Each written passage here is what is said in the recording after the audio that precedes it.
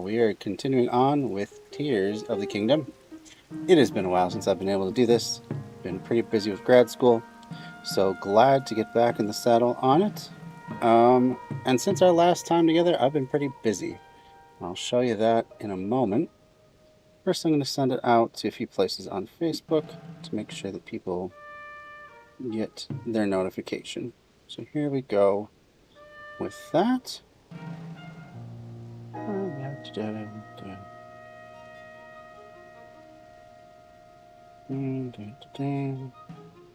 few more places. And that is that. All right. So let me show you what I've been up to. Mostly it has to do with the map. I've found a lot of the different shrines around Hyrule. This is just going to make it easier to get around places. I've not done any of the main quests, and only a side quest here or there when it's like, hey, I need to get to my friend, and, you know, friend's right there. That sort of a thing. The place I've been most busy is in the depths, which I have almost 100% mapped out. I was finding that I was really struggling before, just with so much darkness. So I just systematically went through, and every place that I knew there was a shrine above, that corresponds to a light route below. So I was able to do that. One of the biggest things that I found in the depths, just wandering around, not even trying to, was the auto build ability. So now I have a bunch of different auto build options. I don't have very much Zonite right now, so I don't know I'll be able to even show you any of that stuff. Yeah, it takes 21 for that and 3, but I can build all sorts of things. Now, all I'd have to do really is go back to the depths and fight a few battles. So, like, basically, it is all mapped out. As you can see, even the places that I haven't been on the surface yet, like I haven't been to Gerudo Desert at all on the surface, but I found that finding the shrines down there wasn't too hard. That did mean too that I had to go up to Goron Town very briefly, just so that I could get the fireproof armor. That's all I did up there, so I didn't want to spoil any of the main quest line by doing that myself. But to explore the depths are also very hot under Eldin. You can see all these red spots are lava flows. You have to have fireproof armor to go there. So there's a couple places that I have left, and that is I haven't gotten to the depths of that labyrinth that we did a couple episodes back. I did manage to get up to the higher labyrinth, but I haven't explored it yet. So those are some big things. And then the last thing that I want to show you before we really get into it. Oh, that's what I wanted to do. Was I found a few sets of armor. So found the Zora helm. If you want to know where, why don't I just go through piece by piece, and I'll tell you where I got each one of them, so that if you want to do it yourself, you can find it. So Zora helm, King Sidon, I think he's king now. Sidon, the Zora guy who is your companion, tells you this riddle. Spoiler alert if you just want to find it on your own. But basically, it says underneath the big fish, there's the big fish, obviously. And then the longest bridge, go through the longest bridge, and then 2 waterfalls. So here's one waterfall right underneath that bridge, just as it says in the riddle. You go through there, and there's a cave system. You go through another waterfall, and you find the Zora helm, which gives you the attack power. So it's pretty cool to have. In another random cave, I found... let's see. So there's the Flamebreaker stuff. We'll cover that first. Flamebreaker stuff, that's just in Goron Town. It's cooled off at the moment, so you can just go there without any sort of special potions or anything. It's not hard to do. Found these rubber tights in a random cave. I don't even remember which one it was. It just happened to be a random chest, but it gives you some shock resistance. Also in a random cave, found the climber's bandana. I've been searching a lot of caves, really, because a lot of the shrines that are left on the surface happen to be underground. I don't think I had the miner's mask last time. So there's that. That just gives you more glow. This one got in the depths, the tunic of the depths. I believe I got that from trading in pose, if I'm not mistaken.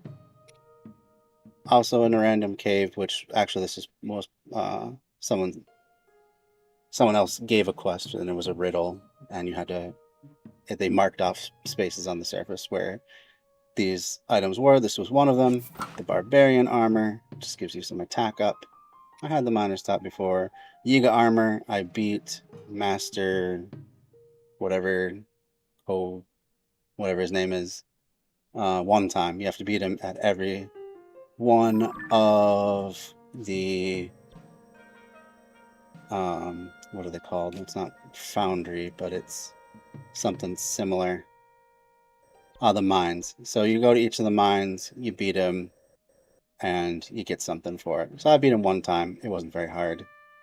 It was harder the second time. I was not able to defeat him. So there's that. Let's see what else we got. Van Ruta, Divine Helm, found that in a random cave near the Zora. I don't even remember which one at this point.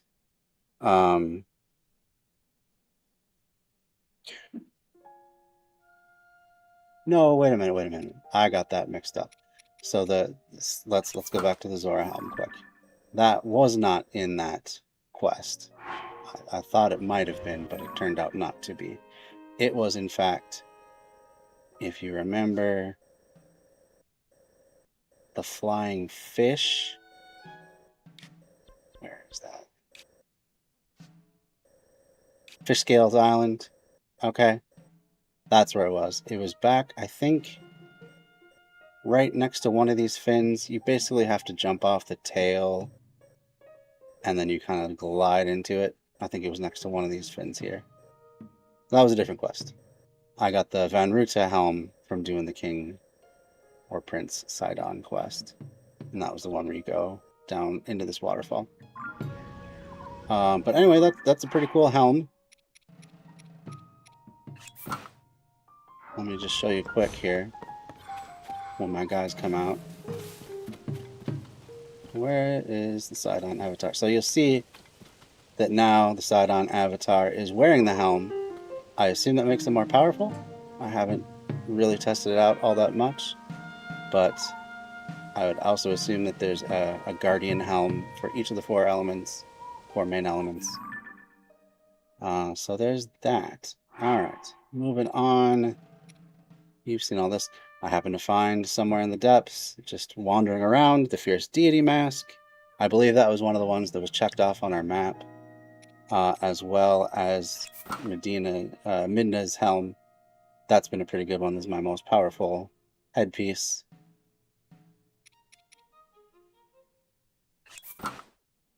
Fierce Deity's attack up. Hey. Got the dark tunic and the dark pants just from, or dark trousers just from trading in pose to one of the bargaining statues. Found the cap of the hero and the trousers of the hero just from random chests in the depths. Just wandering around. Same thing with Tunic of Time. Most of these don't really do anything. You got the full set of the wind ones. They just, if you want to have your character look different. See, it's all the same armor. Value. Even the Tunic of Twilight and the Trousers of Twilight, they're all the same. Trousers of the Sky as well. So, fun things to find, but not super useful. Not like Zora Helm and Midna's Helm. Well, it's the Fierce Deity Mask. So with the Fierce Deity Mask, I can combine with the two Barbarian pieces that I found and have my attack up by 3 gradients. So that's what I've been up to, basically. Like I said, didn't do only the rare side quest if it was very short, and most of it I just left be because I would like to actually do the fun part. And like last time, that's the last thing I'll show you before we switch subjects.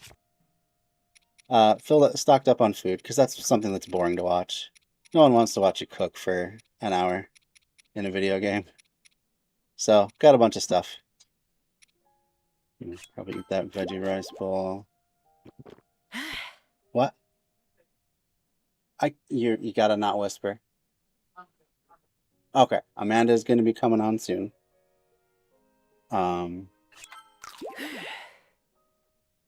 Oh, right. The very last thing.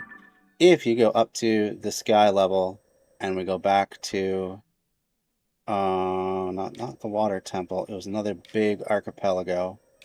It was the archipelago where I believe you start. Yeah, so there's the Temple of Sky. If you go to this one, the Makion Shrine, there is a construct there who will upgrade your power pack, so your default amount of power that you put into Zonite devices. And so now I have that much for my energy cell. So you start out with just a 1, and now I have an extra 1, 2, 3, 4, and 2/3 of an energy cell. But you have to trade in these here. It's crystallized charges. You get those at the various mines in the depths. There'll be a construct there who will trade you, usually for Zonite. So you got to kind of manage your Zonite and how you want to use it. I do have 4 light blessings, so I will get another heart soon enough. But right now, I was just in the middle of looking for this here. Is where we're going. I believe this is where one of the cherry blossom trees is.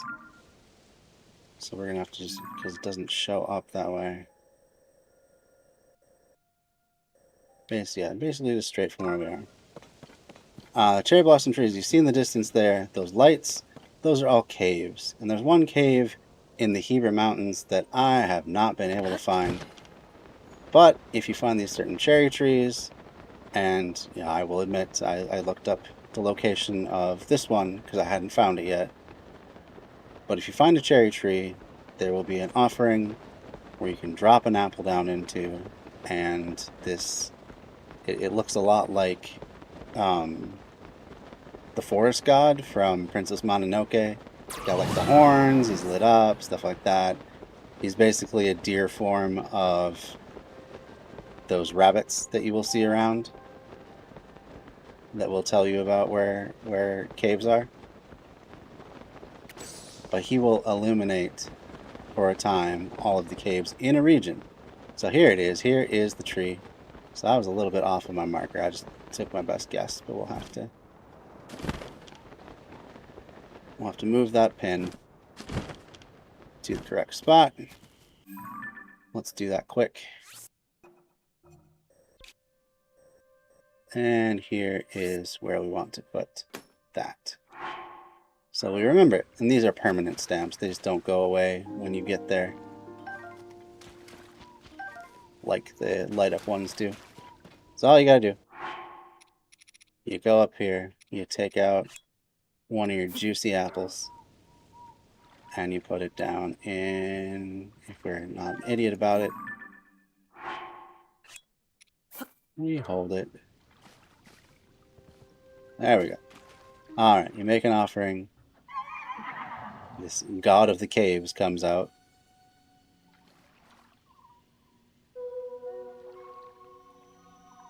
See?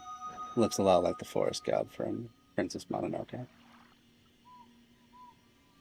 And he illuminates all of the caves in the region. So hopefully this final cave that I haven't found in the Hebra Mountains will be illuminated. but kind of far away. So who knows? So it's supposed to be here. We got a light route here. There should be a shrine there. I have been all around here, and I have not found where this freaking cave is. You can see where I found other caves. Found a cave there. There's a cave I found up here by that bridge. Have not found the cave here for this shrine. So maybe it's not even a cave. Maybe it's something totally different. But I thought I'd give it one last shot. I do have to change my outfit momentarily because it is cold in the Hebrew Mountains. And then we will go. Something tells me it's not going to illuminate it either. It's probably just not in a cave. There must be something else I do that I'm just not aware of. So that's it for updates. Now on to the good stuff. It's been a big day in the world of politics. You probably have heard at this point, if you're paying attention at all. But Joe Biden is said to be dropping out. Hold on, I just want to change that. Bugging me, the lineup. So presumably, yes, he eliminated all that. Crap, but nothing over here. Why nothing over here?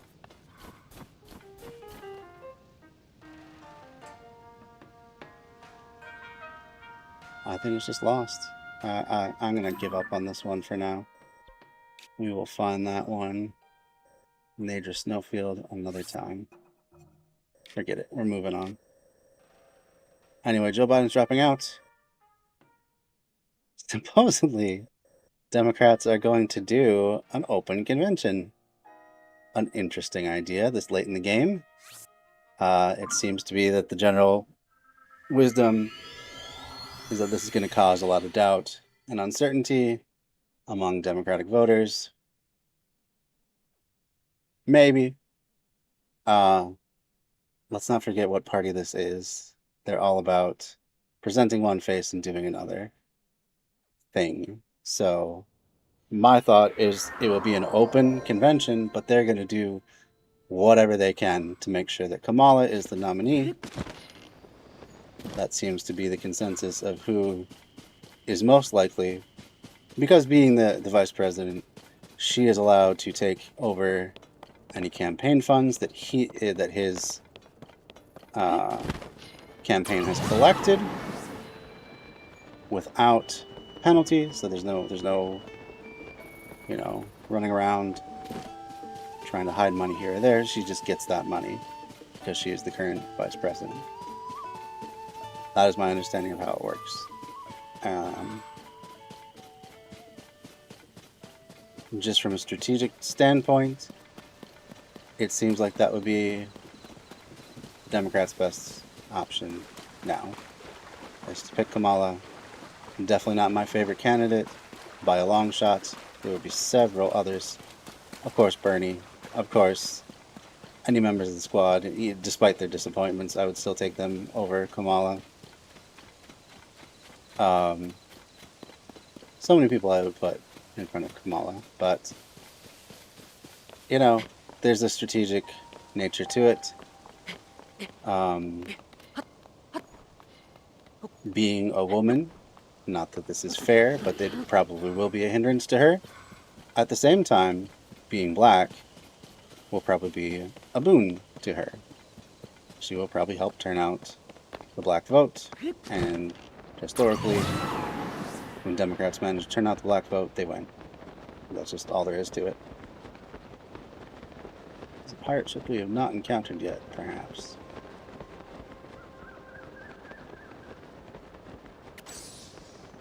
Interesting. Well, this ought to be fun. Oh, they're gonna go fight it. Oh, I love these ones. All right. Costume switch. We're gonna rock and roll. Oh, one other thing.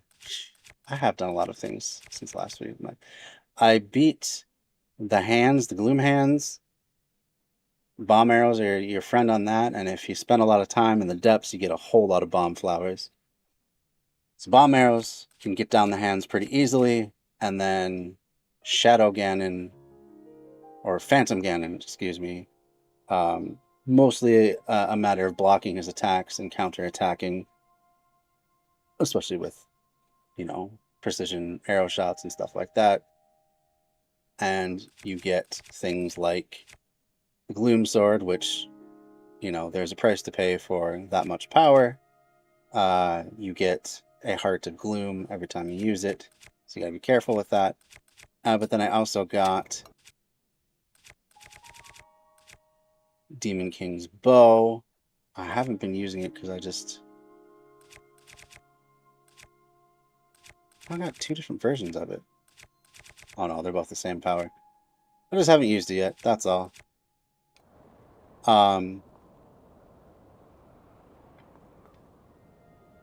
Yeah. Oh, so I totally lost my train of thought. Wow, ADHD, thanks a lot.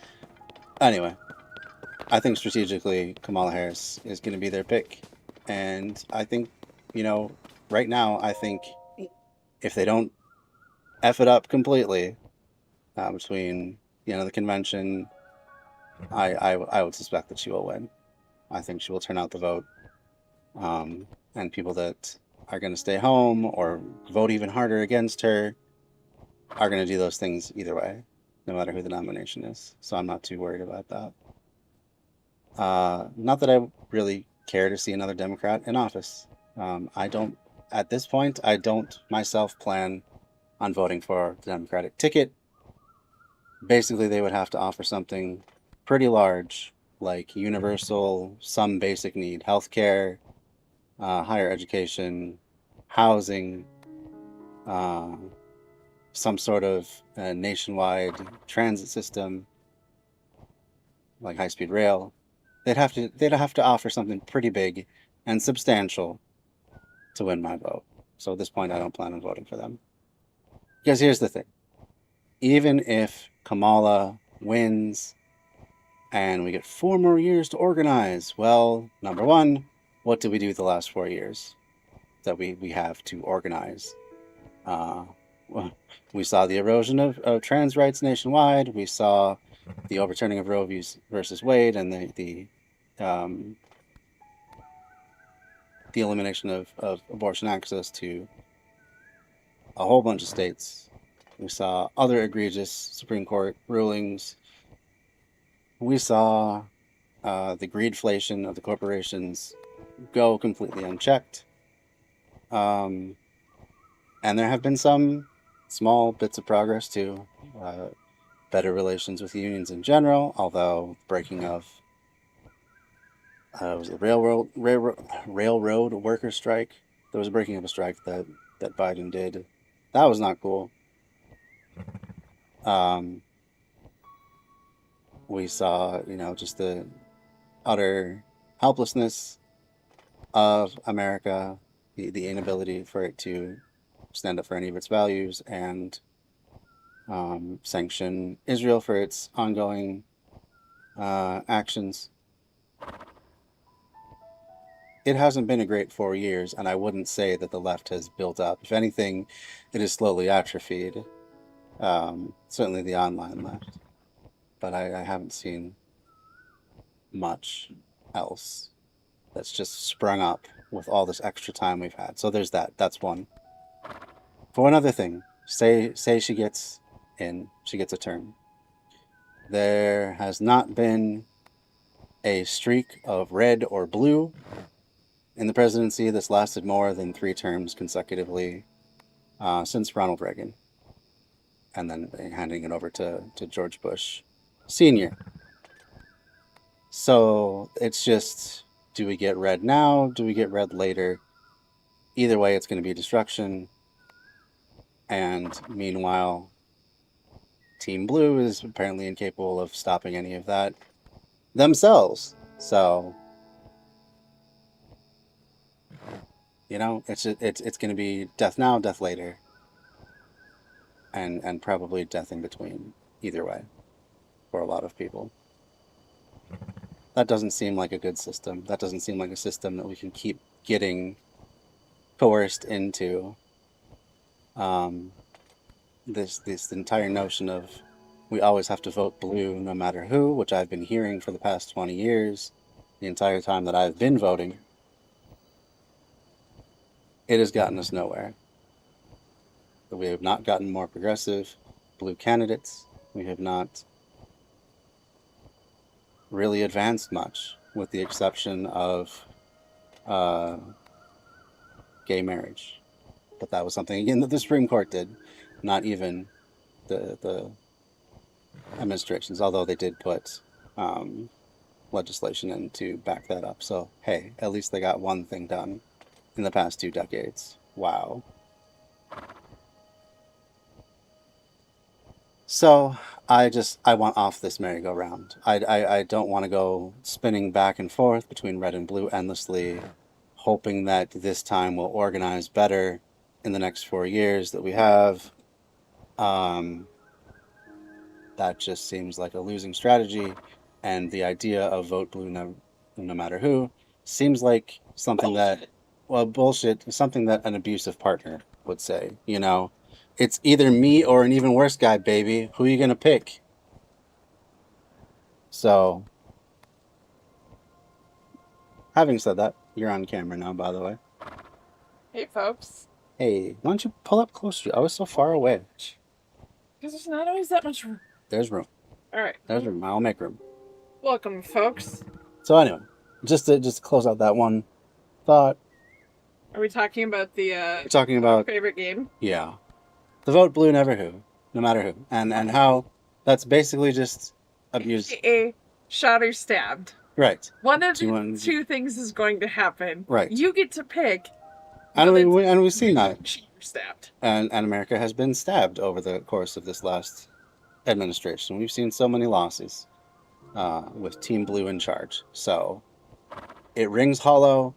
It's something that abusers say, that you only have me or an even worse option, so you better pick me.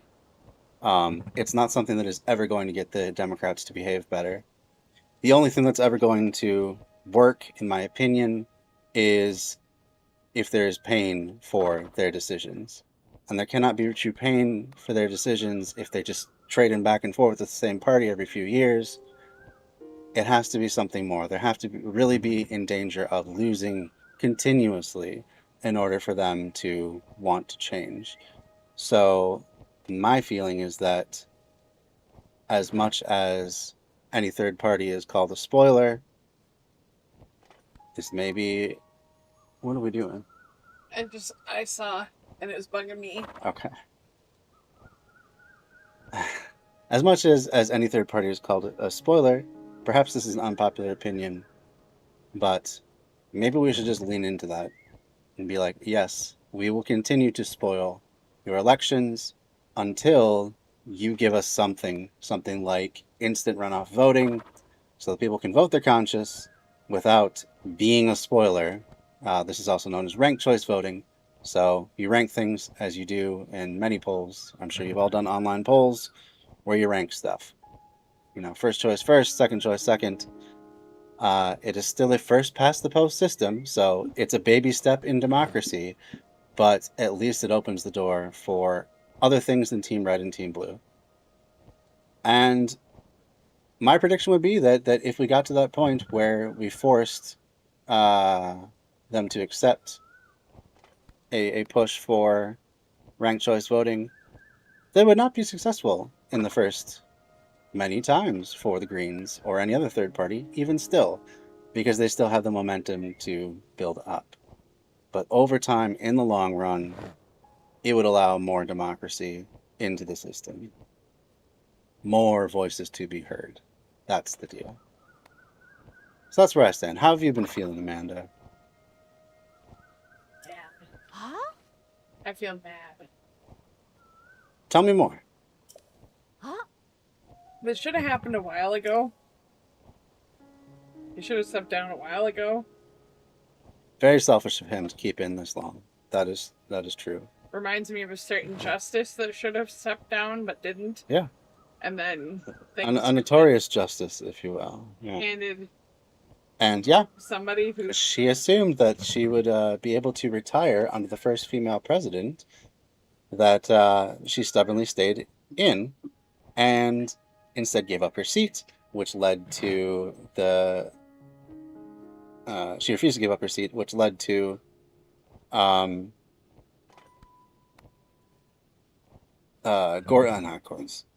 Kavanaugh, and yeah, and Gorsuch as well, getting in under the Trump administration because that's when she died. So. Oh wait, not surprised. This is not surprising. So Kamala's supposed to step up. Yes.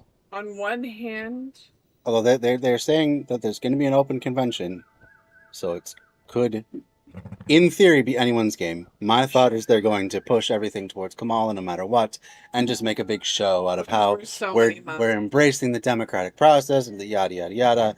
But then that's not democratic. It's like they did with Biden, when he was running against Bernie. And then all of a sudden, Obama puts his thumb on the scale, Clyburn puts his thumb on the scale, and the entire party tips towards Biden all of a sudden. But then,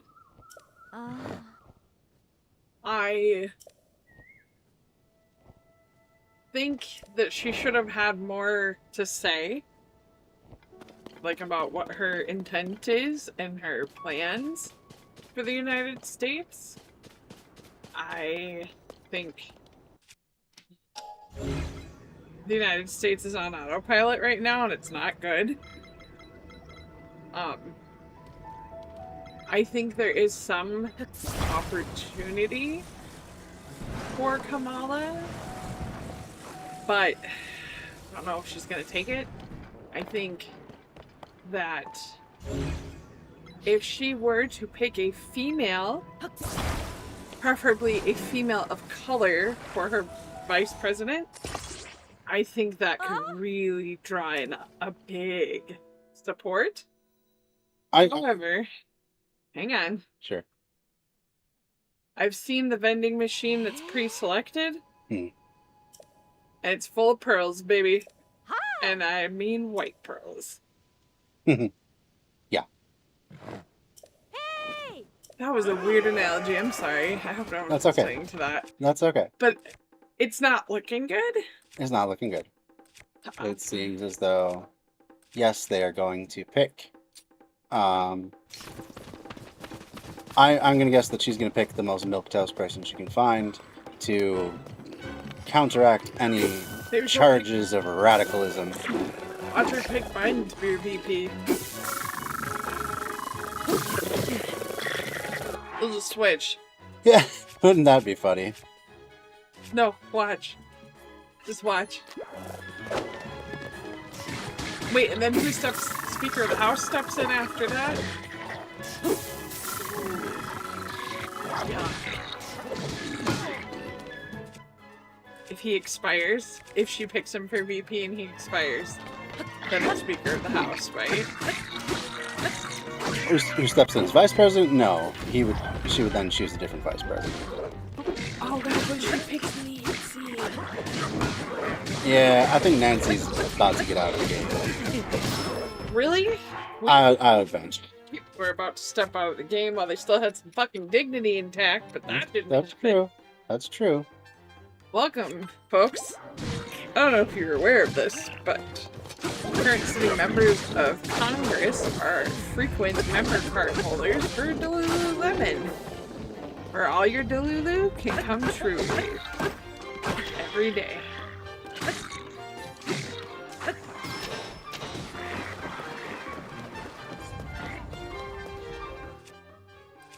Yep. So, no matter what, things are looking a little bleak. But my prediction at this moment is that the Dems are going to pull it off. I think Trump is still... I think he's going to do something real stupid here soon. Right. I think he's still super unpopular, though. Okay. People need to stop this shit. Apparently $30 million were raised for Kamala just today alone. Okay, let's talk about that a second, shall we? Alright? I'm gonna say something really controversial here, folks, so I hope you're sitting down. I think we should take financial backing away from politics. I don't think people should be able to donate to candidates. I don't think they should be able to do shit.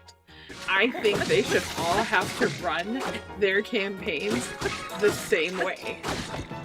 Or they pool the money and it just gets distributed and everybody gets to operate on the same dollar amount. And if you get found out to be spending your own money to add into that you're just done. You're out.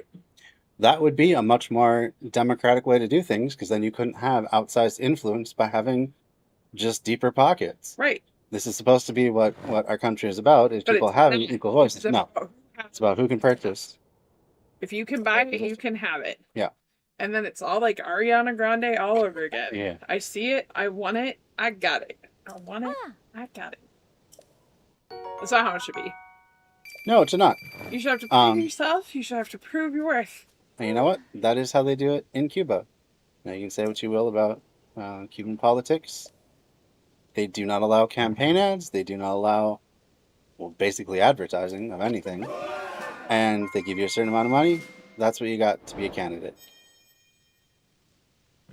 And then the people are elected on the basis of their candidacy rather than party, because there are not oppositional parties. And another thing I'd like to say while I'm sitting here and have your fine attention, folks. What has she done in the last 4 years? There's nothing remarkable that I recall coming out of that woman's mouth except one snarky comment when she was debating VP last time. Yeah. And I hate to say it, I hate to be super cynical, but people don't care. Like, what had Trump ever done before he became president? People don't care. They just want... But they should. Oh, of course they should. Of course they should. But they don't. They want their enemies to be punished. That is the Republican ticket, up and down. Will you punish my enemies? Fine. Do whatever the hell you want. Will you tell me... Who is your... Okay, when you have that kind of money, who the fuck is actually your enemy? No one. People that you feel are threats to that money. But actually, but no, yeah. It's a true threat because the system is reinforced. But it's reinforced to continue running by politicians continually being elected that represent capital's interest. So yeah, so you have to keep greasing those wheels in order to stay in power. As greasing the wheels is just ka-ching, ka-ching. Right. It's like that snake that eats its own tail. What are you trying to say? Ouroboros? Ouroboros, yeah. Yeah, that's what it is. How? What do you mean? So, capitalists donate money to politicians. Politicians use that money to run a campaign so that they can move things that support the capitalists, and it just they help each other out. That's true. That's how our system works, because we have a capitalist democracy. Right. I know that. I'm just... Yeah. I'm trying to, like, be smart. You are smart. You're doing great. Here. Doing... I'm a woman. I'm a white woman, but I'm still a woman. That's true. I am a second-class citizen. Well, in many ways, people do look down on me. I don't get any bodily autonomy. Right. For example. I mean, I do in my state. Yep. But that's all precarious, you know. Eventually, we will get another Republican administration, because the pendulum only swings between red and blue, wherever you go. Red and blue. So it's you know, inaction and kind of half measures on the blue team, and just utter gutting and destruction on the red team. But you have to have both within, you know, a 12-year span. Certainly within a 16-year span. It's just not good. This is not working. It's not working. And that's what people need to see. And the system does not work for people anymore. It is getting too hard for people to live. It is not due to social programs. It is due to the greed of the wealthy.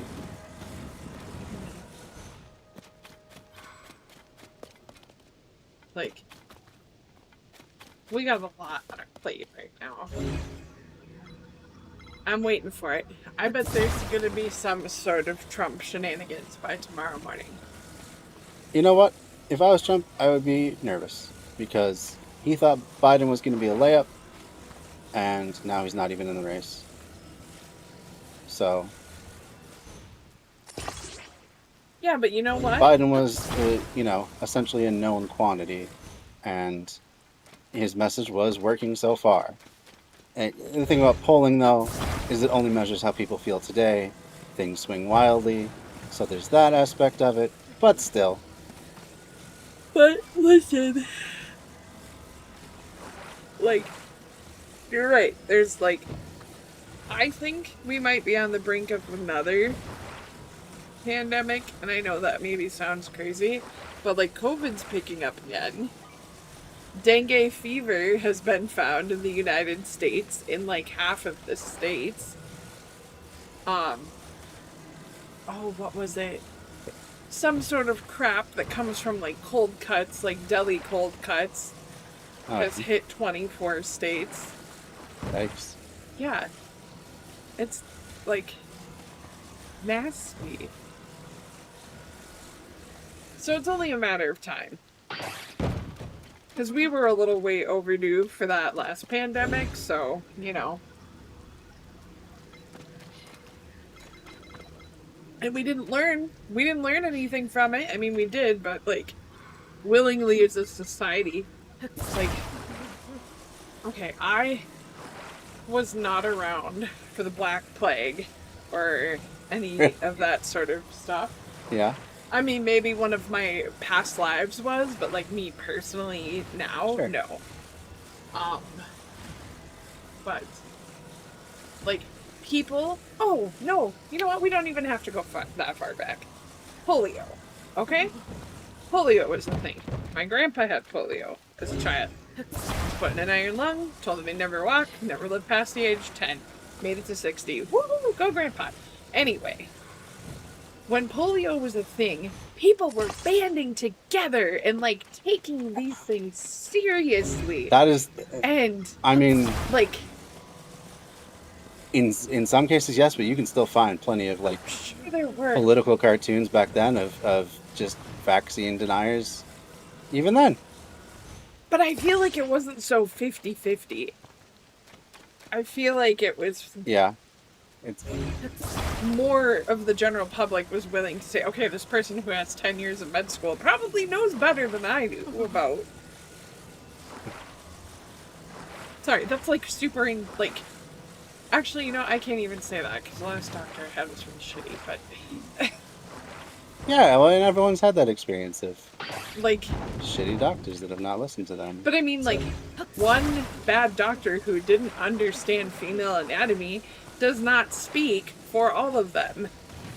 Right. But also, like, if you go to your primary and they refer you to a specialist because you have type 2 diabetes or whatever other thing, it's not saying your doctor's an idiot. Your doctor's simply acknowledging that someone else has more knowledge and experience in a specific subcategory, and that person will be more helpful to you than they will. Does that make your primary doctor a piece of shit? No. If anything, you should be grateful that they're giving you a referral. Absolutely.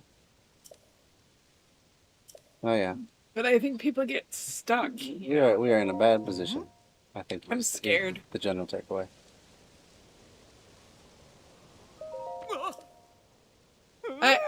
I'm just amped up about this. I don't have lots of good feelings. No, I don't either.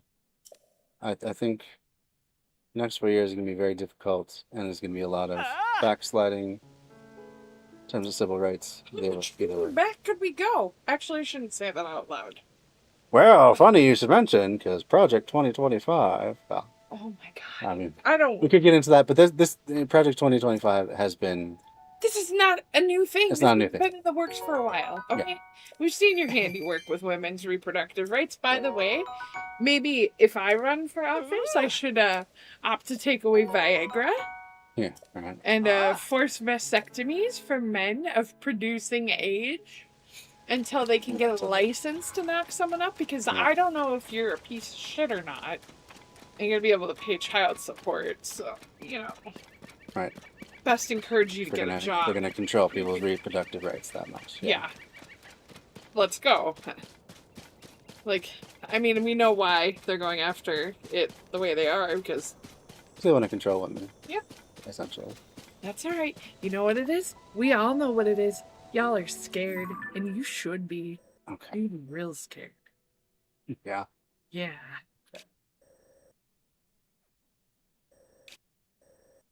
I don't know if you guys know this, but my mom, I brought you into this world. I can take you out of it.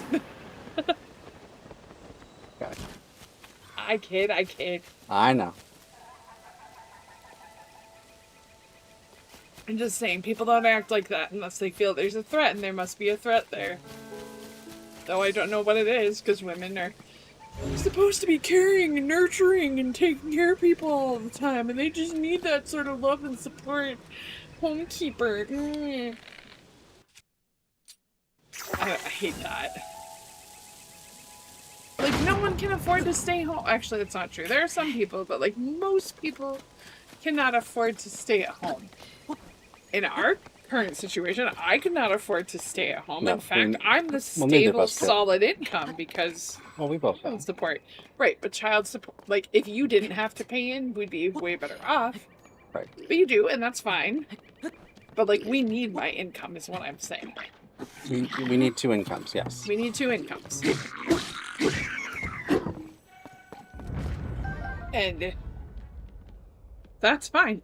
And honestly, this man should not have to deal with me being at home all day, every day, because he got a sample of it, and it wasn't good.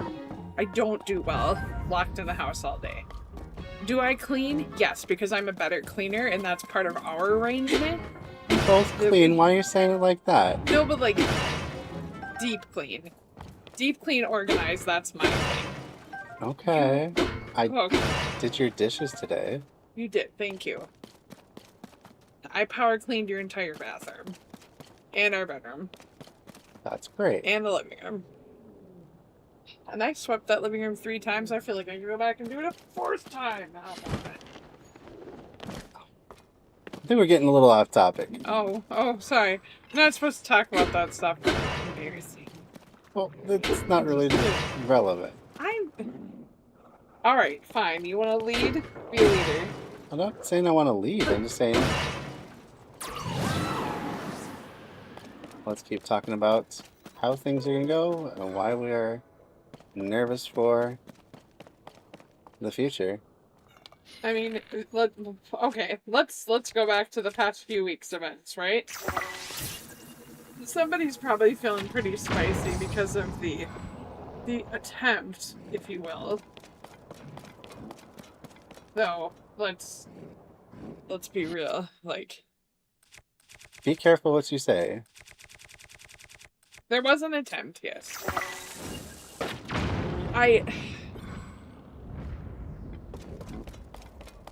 I think they may be still holding, judging from somebody's past actions, they're going to hold on to that for a while, right? Oh, of course. They're going to hang on to that. He's going to milk that phrase.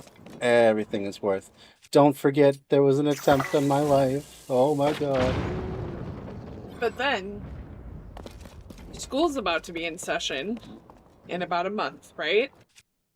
And what did we notice about last year? What did we notice about last school year? Wow. What happened every day? What was there one of every day last year? Oh, you're talking school about year. Shooting?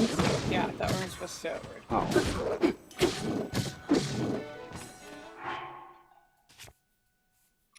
Yes, there was mass violence. Most days. If not, probably more than once a day.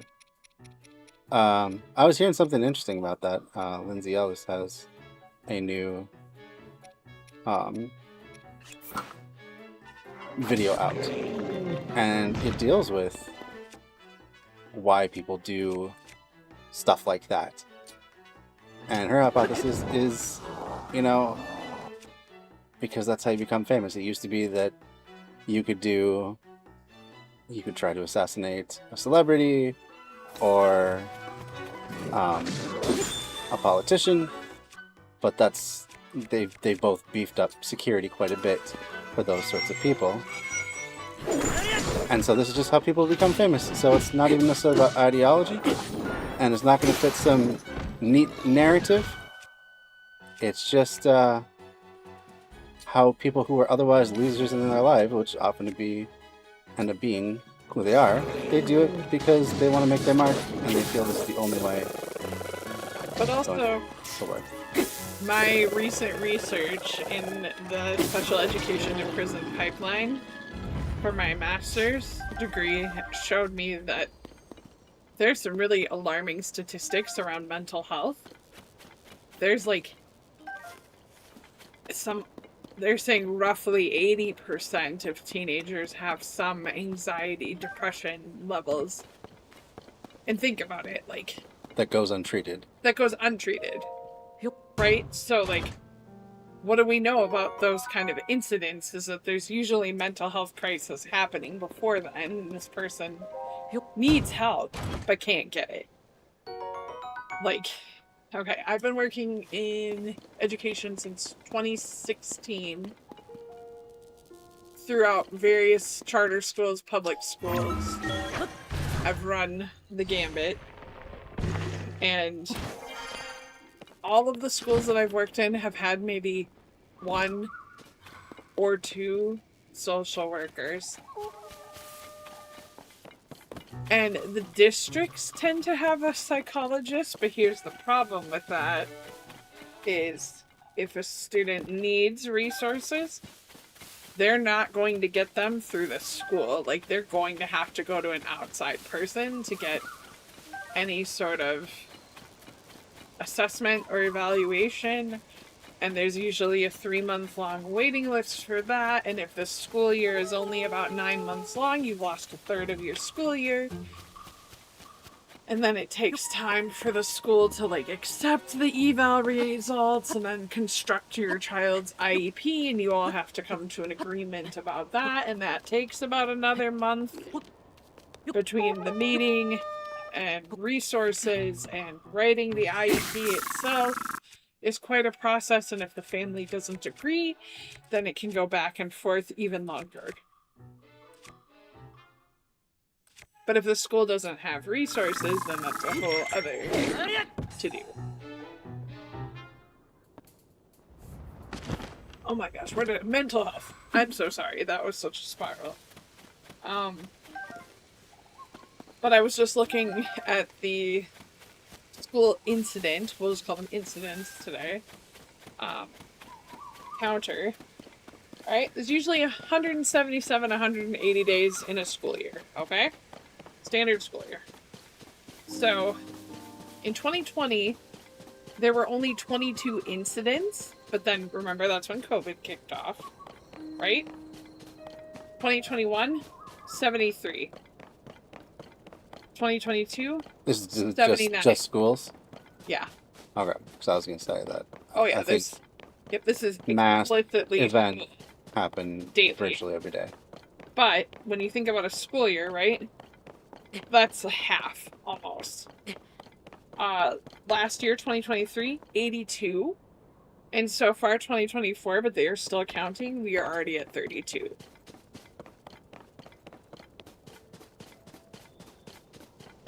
Yeah. And I think a lot of what drives people to that point of feeling so hopeless and feeling this is the only way to leave their mark is just the alienation that happens under capitalism. Mm-hmm. I hate to say it, but... that kid dresses like a loser, and then they get made fun of about it, or that kid might have... I'm thinking more like adults that do it, who like Oh, they don't have a job that's ever fulfilling. Well, usually it's adults who are doing the events at schools. really? Um, I thought it was other students. I don't think that is most often the case. It may be former students, but I don't think it is current students who are most often. It's usually outside people that have little to no connection to the particular school, as far as I understand it. Um, but I think a lot of these people, they feel that there is no future, they're not going to get the sort of career they want, and in a system that glorifies work and careers and ties them so intimately to one's sense of self and accomplishment, um, I think that then causes that sort of deep alienation that is like, well, I'm going to go out in a blaze of glory then. And it's funny, not funny, haha, but just like the particular place that we are employed really focuses on transitions, really like hones in on that, like trying to help these people find a job and find things to be involved with, right? And I think we do a really good job at that, like outstanding. But in the general public school system, that is not a thing. It's an elective. Well, I mean, even So beyond that, though, I think we need to just be helping students not aspire to only be a career, to have more to say in their life, more to but have an impact than just whatever the talk career is. about that. Well, Have a obviously. balanced life. But also I think another problem with that, Zach, is kids get this in their mind that they have something that they really, really want for a job, but they don't know how to go about getting it or researching it or really getting the ins and outs of like why or how do I get there.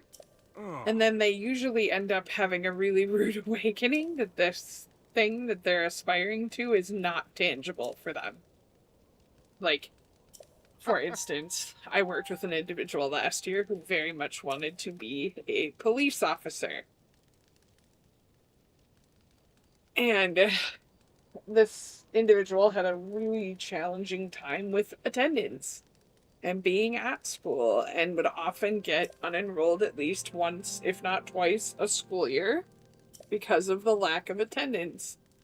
And then would grovel to their case managers and their teachers to like, hey, can you bump my grade? Can you bump my grade for me? Like, you haven't been here in like a month. No one should bump your grade for you, but like, we sat down and I was like, all right, this is what it takes to get into police academy. You must have completed your high school diploma. You're not getting one at this point. Like, not a standard diploma. So, it's going to be harder for you to get into police academy, and odds are you will have to take your GED. Now, if you take your GED, it is going to be 14 times harder than if you had just gotten it while you were here. But this is where we're at now.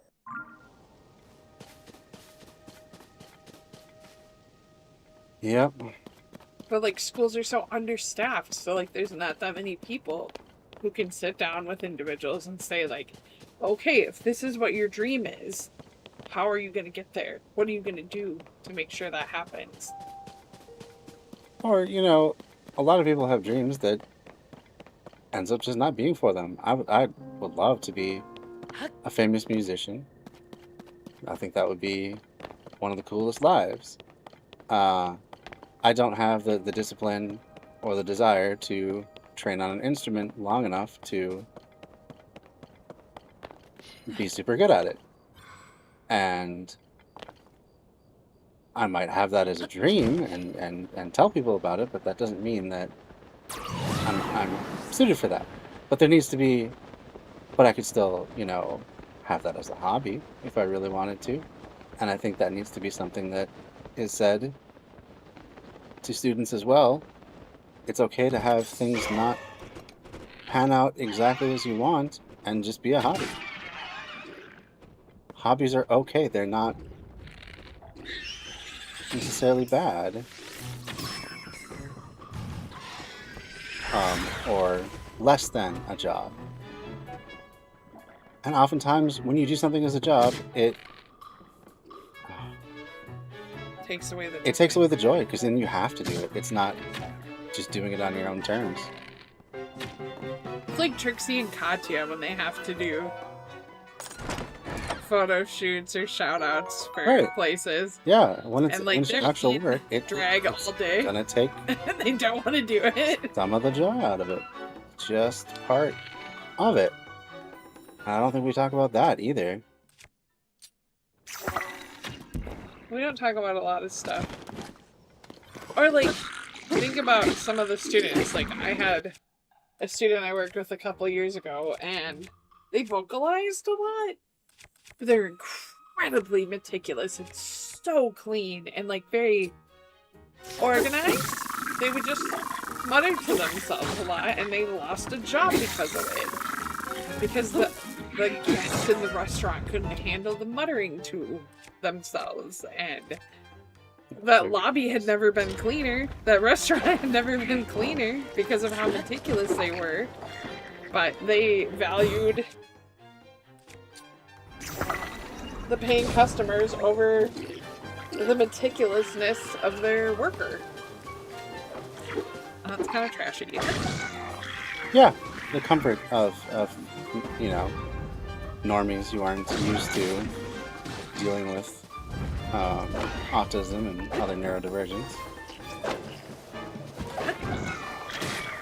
Like, I know people get a lot, or some folks get rather upset or annoyed at like the neurodivergence coming up all the time and the alphabet mafia coming up all the time.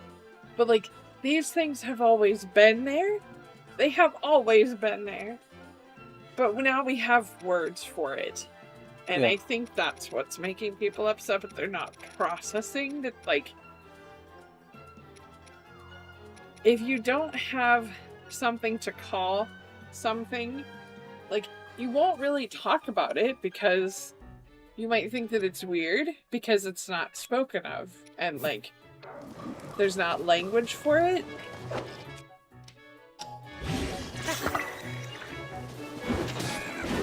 And like with, I don't know, I just, whatever.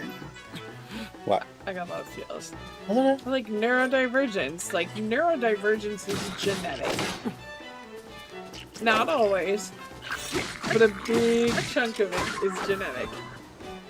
And I see it so much. Oh, excuse me. That's probably like trying to go. It's okay. I appreciate the conversation that you brought up. You're like, yeah, get out. No, I'm not like that at all. Get out of here. Stay as long as you want. I just think we could do better. Absolutely could do better. Like... But, I mean, it is also a sad statistic. I mean, we work with autistic people, and the sad fact of the matter is 80% of autistic adults with college education are currently unemployed. The world is not set up for them. It is not set up to accommodate them, their constant need for sensory breaks, their aversion to sensory overload, their weird, quote-unquote, stimming. It is not set up for them. And that makes them tend to struggle way more than the general public. Than neurotypical people, especially. Makes them struggle to hold down employment for their life. Even with a college degree. So that is one area where we can just do better as a society to be accommodating. I think social workers should get badges. Like other agents in the community. Or like some easily identifiable thing. That's not a bad idea. So like if you're in public, right, okay, if we were to get rid of the popo and we were to start sending in social workers instead, Like, we should have, like, a badge, like, Sure. IDs, like, Board of Social Work. Boom! I'm a social worker. I'm here to help. Well, just Or, like, identify just to as someone who help. can help. Yeah. So, like, if you know you're having some sort of a mental health crisis Yeah. Like, or a regulation crisis, that it's a safe person to talk to, yep. and someone who's not going to Elijah McClain you. Mm-hmm. That's a really good idea. I like that. I think you should be like FBI badge. Yeah. Social work. Department of Social Work. We'll take it from here. NASA, get out. That's right. NASW. Except that sounds too much like NASA. They're like, what are you doing here, dumbass? You fucking fly me the moon? Yeah. Via Jeff Bezos. You were part of it all along, fucker.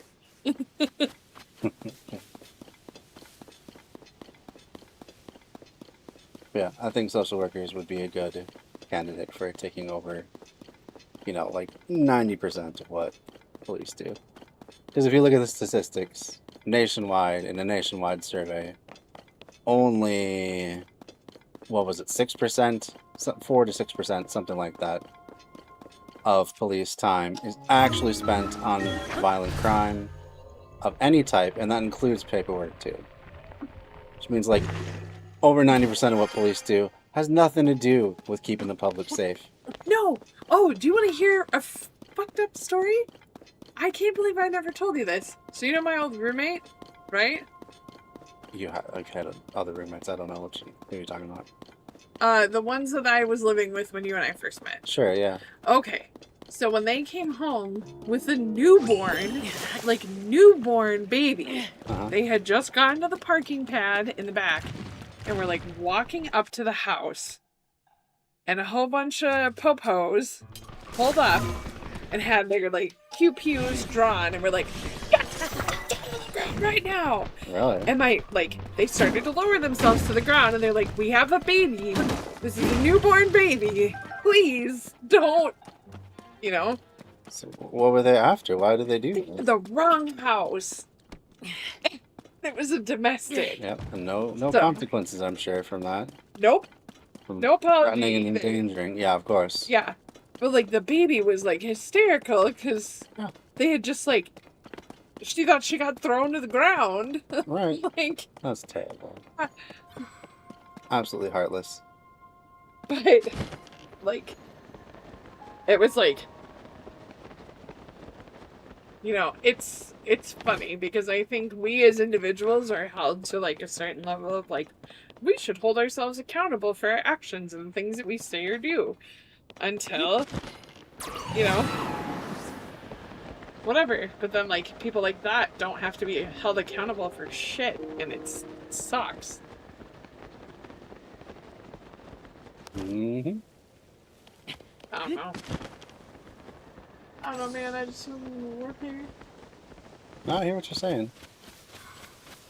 I hear what you're saying. Very low level of accountability in the police force, and that's one of the main problems.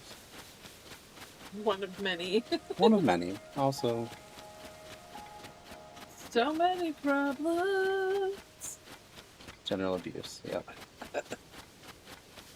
Just shoot a rainbow. Yeah. The more you know. It's funny. Sound effects that make everything better. See that right, guy? On the screen. He's flying through the air so fast and the grass lit on fire. Yeah, it causes an updraft. Oh. Allows me to use my little glider to go a little faster. Can't your I'm blue on the friend hunt. carry you?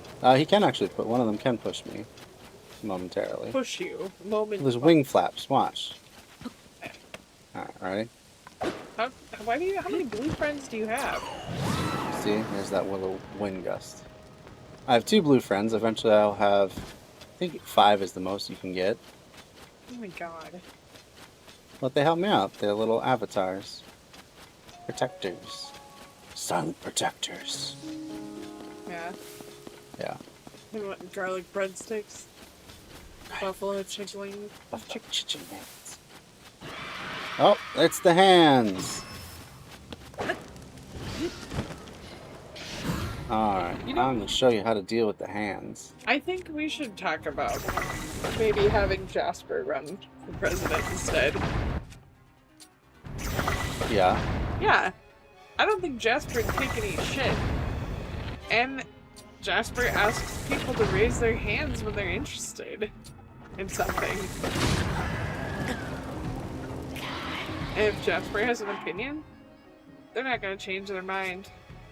You gonna stick to their guns? Yep. No reaching across the aisle. Can I have one snack, please? No, bitch. Wow. See? That's what we need. We need someone who will take no shit. We need Jasper. Yeah. Hashtag Jasper. 2024. Whatever, 2025. I don't fucking care. Actually, I do care. I care too much. Oh. You care too much? That's why it hurts. Aww. You do it to yourself. You do. Do it to yourself. You do. Let's try using this album. Yeah, DJ prom. I would love to. For sure.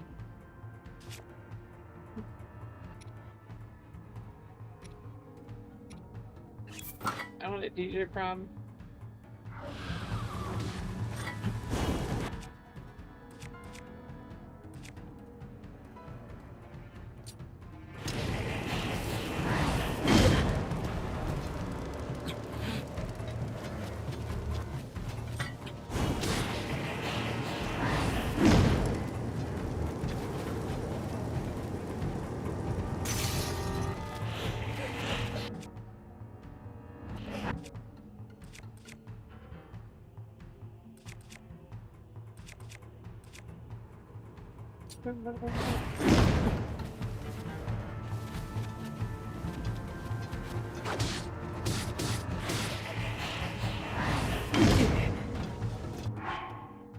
Block it. Didn't work.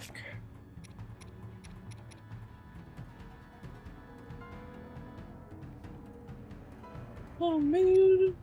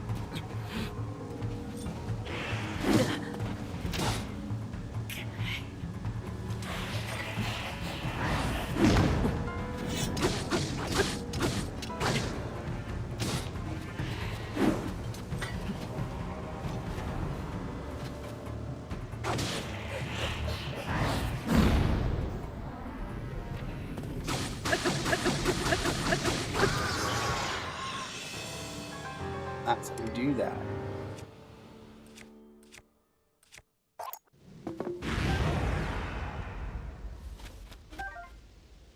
Oh my god. These memes are out of control. What memes? What is this now? Never made it as a wise man. I couldn't cut it as a poor man stealing. Kurt Cobain when it's David Spade. Yeah. Very clever.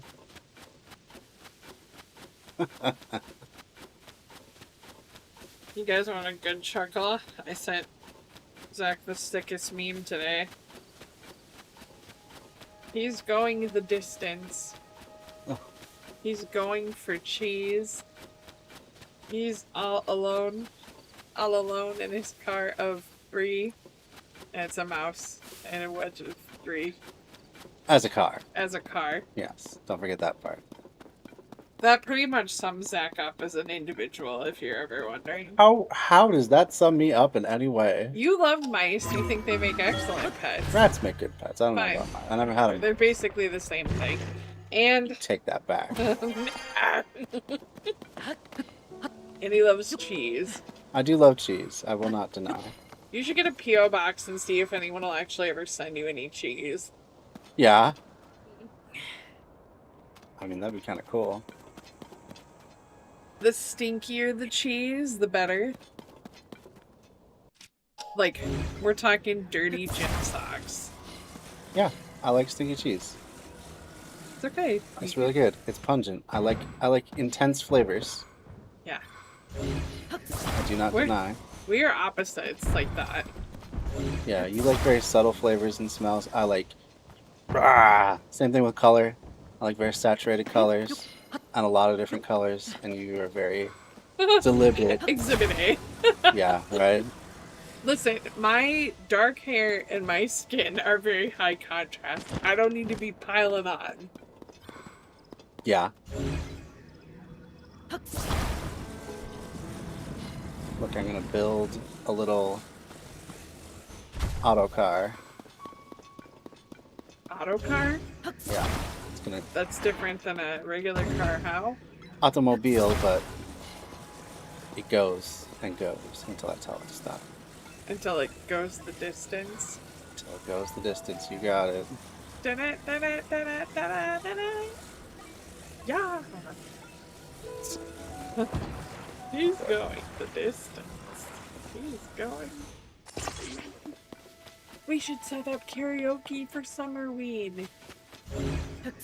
Oh, we shouldn't be those neighbors. Oh, we should. Quiet hours are at 10. We get 3 noise complaints. They could kick us out. Yeah, okay, so we could take one for that. That'd be okay. Yeah, except what if they get 3 in one night? That's not how that works. That's how it works. Not to mention, our neighbors are all much more loud than us. Especially those ones that we had last. They were loud AF. They fought. They were in Yeah, a domestic but it took situation. several times They were in a domestic for them to finally get kicked out. She didn't need to go. No, I didn't think so either. She didn't I was need very to- sad to see her go, but Her boyfriend. I can understand why they didn't want him around. Like, I haven't seen our lady across the hall in forever. Oh, I see her from time to time. Do you? Yeah, I do. Was it Dolores or Yeah, Denise? Dolores. I think it's Dolores.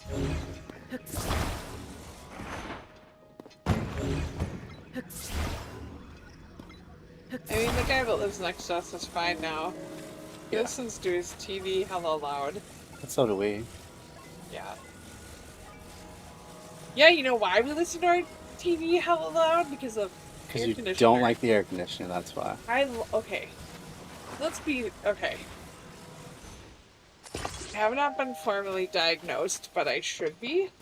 I have a sensory processing problem. Yes. And auditory things, I get really quickly overstimulated by sounds because it puts me on high alert. This is residual trauma and chronic ear infections as a child. This is the aftermath. Yeah. So I hear everything. Like, if the house is ever quiet enough, I swear I can hear the electricity. Well, I think Like, that's I'm sure it's something more a else. sign of autism, actually. Hearing electricity. Oh, whatever. I mean, not that there's anything wrong with that. I don't know. I can hear electricity right now. It's weird. Well, that's not hearing electricity. It's the electricity that powers the air conditioner. It's the sound of the motor. It's not hearing the electricity. But I hear like a different humming sound that comes from the ceiling right now too. On top of that. Okay. We cleaned our house today. Yeah, I'm sure you guys really wanted to hear that. I'm sure. Which meant that I got pizza for dinner. If you are... What? If you're Minnesotans, true Minnesotans, in the most Minnesotan sense of the word, and you are a pizza-fearing individual like myself. Pizza fearing. Is this what we're going with now? Yes. You need to get your butt to 2 pizza places. One of which is Red Savoy. Now let me tell you about this Red Savoy. They do thin crust. That's their jam. This place has been around forever. Since my grandpa was still alive. And grandpa even said that pizza was the shit. Yeah, Okay? they're very good. Red Savoy. Zesty pizza sauce. Like spicy. But like spicy good. Quality toppings. And like they're not playing. They're making sure that it's on every piece. All over every piece. And then just like a fucking flannel comforter of cheese. Good cheese. Yeah. Everything about them is good. Yep. But now I have to awaken you. I just wish they had deep dish. Right. But I'm going to tell them about the other... But I mean, soda style pizza, for those of you that don't know, it's more of a thin crust. It's cut into squares. Mm-hmm. It's a round circle cut into squares. Yeah. Which makes the little teeny tiny triangles on the edges. That's how you get more crispy, which she really likes. Yes. You're gonna fight over those pieces. Those are the best ones. Those are sample pieces. You wait while they're eat, because the rest of the pizza's too hot. Anyway. The whole system. It's a system. They too. I don't have autism. I don't know. But let's tell you about the other pizza place, because this is important. It's part of our culture. This one I think might be Zach's favorite, and I'm not 100. But Broadway. I would say Broadway is a good candidate for my favorite. So let's tell you about Broadway. Actually, Pizza Luce, they don't really have a true deep dish though. We need to try Rectangle. But anyway, I digress. Back to Broadway. Broadway is Zach's current top. They do a deep dish. And when we say deep dish, we're not playing. Like, it is like their sauce. So good.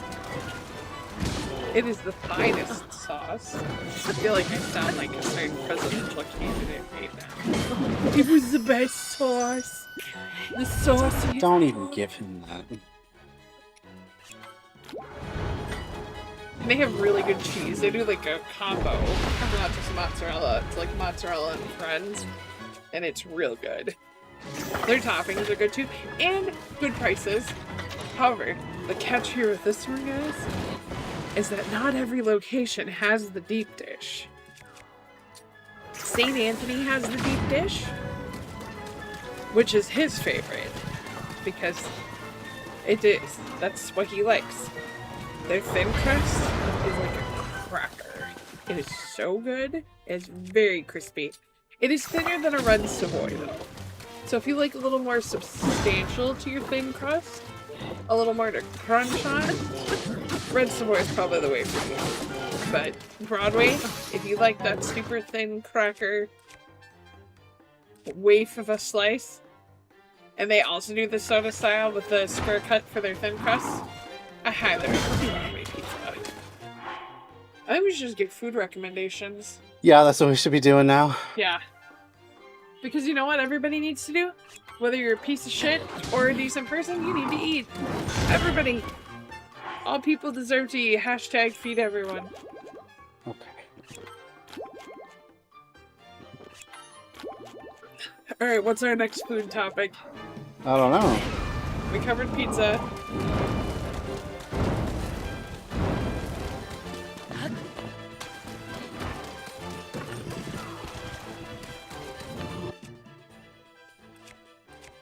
I don't know. Breakfast. Would you like to kick off breakfast? What is your favorite place in the area for breakfast? I'll say mine so you can say yours, because I don't want to rob you of that. I like the Capitol Cafe. They're really capital view. A capital view. Wow. Well, let me tell you, it is Mexican breakfast food. They have great eggs, good prices, and the most divine, and I mean divine, churro waffle. Churro waffle. Oh my god. And they're friendly. They're so nice. It's tucked away in a cute little neighborhood. Probably the best neighborhood in the Twin Cities, if you had to ask me. But that's my opinion. Yeah. It's a really cool area. I would say my favorite place is still why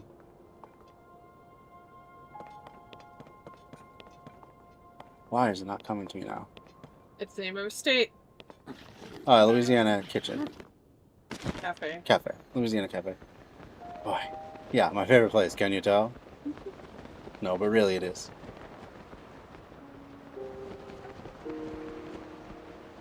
I love their Cajun seasoning they put on everything. They have best crab cakes around, which, I mean, we're in Minnesota, so take that for what it's worth. But it is good stuff. Good stuff. And if you're a kid at heart, at Louisiana Cafe, they have cookie dough pancakes. And their French toast is real solid. And for a cafe, they make a mean bowl of oatmeal. I know most people don't go out to eat to get fucking oatmeal, but like, don't knock it till you try it. And good coffee. Real solid coffee. They use Peace Coffee there. Good coffee. I usually get a black cup when I go. Because it's just that good. And because I'm a child and I really like pancakes. And they make amazing pancakes. So fluffy. I would say my other favorite place would be Nicollet Diner. Just because their breakfast burrito is so good. Oh, come on. If you like a lot of food, that's definitely the place to go. But they have the best veggie meats of any place around. So if that's something you like. I think you're missing some other facets to that place that you like. What? The malt. Oh, the malt. Oh, the butterface malt. Oh, yeah. They got the best malt. We're just talking breakfast, though. So, like... Oh, because people don't get malts for breakfast? I just talked about cookie dough pancakes and churro waffle. Bruh. So let us know if you're watching this at a later time. Which content do you prefer? Is it the political stuff? Or us giving you recommendations for places to eat? We're not done, though. We're not done. We have more to offer. We're not... Don't downplay us like that. Hay Hill Diner. Yeah, that's a nice one that we just found out about. Yeah. Like it a lot. We're breakfast people. Because we're geriatric now, we don't really go out at night, but we do like to go out for breakfast. And they have fritter French toast. And I think both of us ate there last time for like $20. So, that was pretty buzzing. What else do we need to teach them about? Donuts! Okay. Now. Some of you may have access to these, but I'm not a hundo P.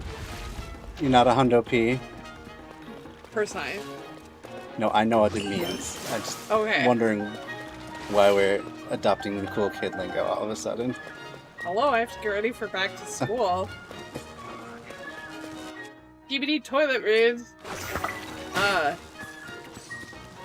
Kowalski's. If you have a Kowalski's in your area, I think that might just be a Minnesota thing. I need you to stop fucking laughing right now and take me seriously. Why would anyone laugh at Kowalski's? It's high quality stuff.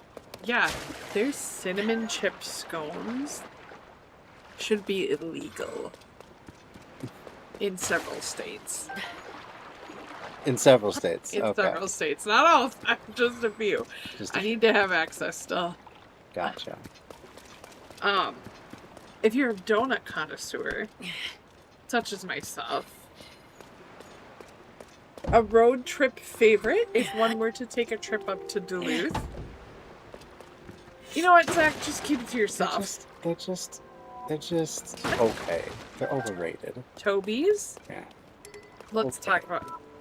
I mean, we can talk about it, but it's, like I said, it's overrated. Whatever. Toby's is bussin'. But I'm glad you like it. let's talk about in this Twin Cities area. Take, if you will, a moment to drift slightly north of the Twin Cities area You're really setting the stage, huh? into a town called Little Canada Journey with me, if you will. on Rice Street called the Donut Hut. Now, the Donut Hut is a fucking strip mall. Dead strip mall at A that. dead strip mall at that. But let me tell you some things here on this day. Those donuts are top notch. Those ladies behind the counter are half deaf. But those donuts are Really good. fucking worth Always it. so fresh. Huh. Nothing. What were you gonna say? Everything's fucking tonight, huh? Sorry, I'm a little mad about this whole shit with the election, but that's fine. It's spilling over into other areas of my life that I was trying to make better by talking about the delicious donuts. Okay, so we were not finished. Donut Hut. You should go. You gotta get there before 2, because they usually sell out. And they're not playing. They are not playing. They have the cinnamon rolls. Like the flat, swirly, like snails. And they have like maple or chocolate or, you know, vanilla if you're pouring in the cup. They got it all. Huh. Nothing. So many fritters. So many fritters. I wonder if they're the ones that sell the fritters to the Cahill Diner for their fritter French toast. Probably not. Okay. But they were good. And then, now we're gonna take a moment to journey to the south side of the Twin Cities. So perhaps you're on a vehicle ride through Iowa, which is not a horrible place by my measure. It's really not. You could do worse than going through Iowa, don't you know? There's a little town called Egan. And Where are we going with this? Puffy Cream. Oh, okay. I would go with Duck Donuts before Puffy Cream. Well, you can talk about Duck Donuts. Do you want to talk about Duck No, Donuts? that's okay. Alright, let me set the theme. The Amanda Review Show tonight. Guess I'm getting kicked out after this. So anyway, You're not getting kicked out. whatever. You just can't handle it. I can handle it. Fill me with joy. Puffy Cream Donuts. They have fresh goods. They have a plethora of beverages, which I have to say is a really excellent trait to have for a donut place. That's something Donut Hut really lacks, is a plethora of beverages. However, it's very close to a Caribou coffee, so, you know, can't have it all, I guess. But Puffy Cream has beverages galore. And they usually line the bottom of your bag with donut holes, even though you didn't pay for them. They're just that nice. Their Long Johns are not filled. So if you are not a filled donut person, you can get a Long John there and you're safe. However, their Bismarcks are filled. They'll tell you. They don't play that shit. This is not Kowalski's. This is not Donut Roulette. Because what you see Oh boy. ain't always the truth. Alright, Zach, tell them about Duck Donuts. Duck Donuts is really good. If you like freshly made in front of you, like mini donut style, but large donuts in a variety of flavors, such as blueberry pancake, then Duck Donuts is the place to be. They're really good. A lot of different customizations you can do, which can be a bit overwhelming, but hey.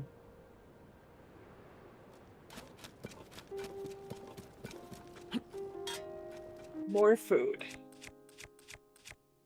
We've gone to pizza. we've been to pastries.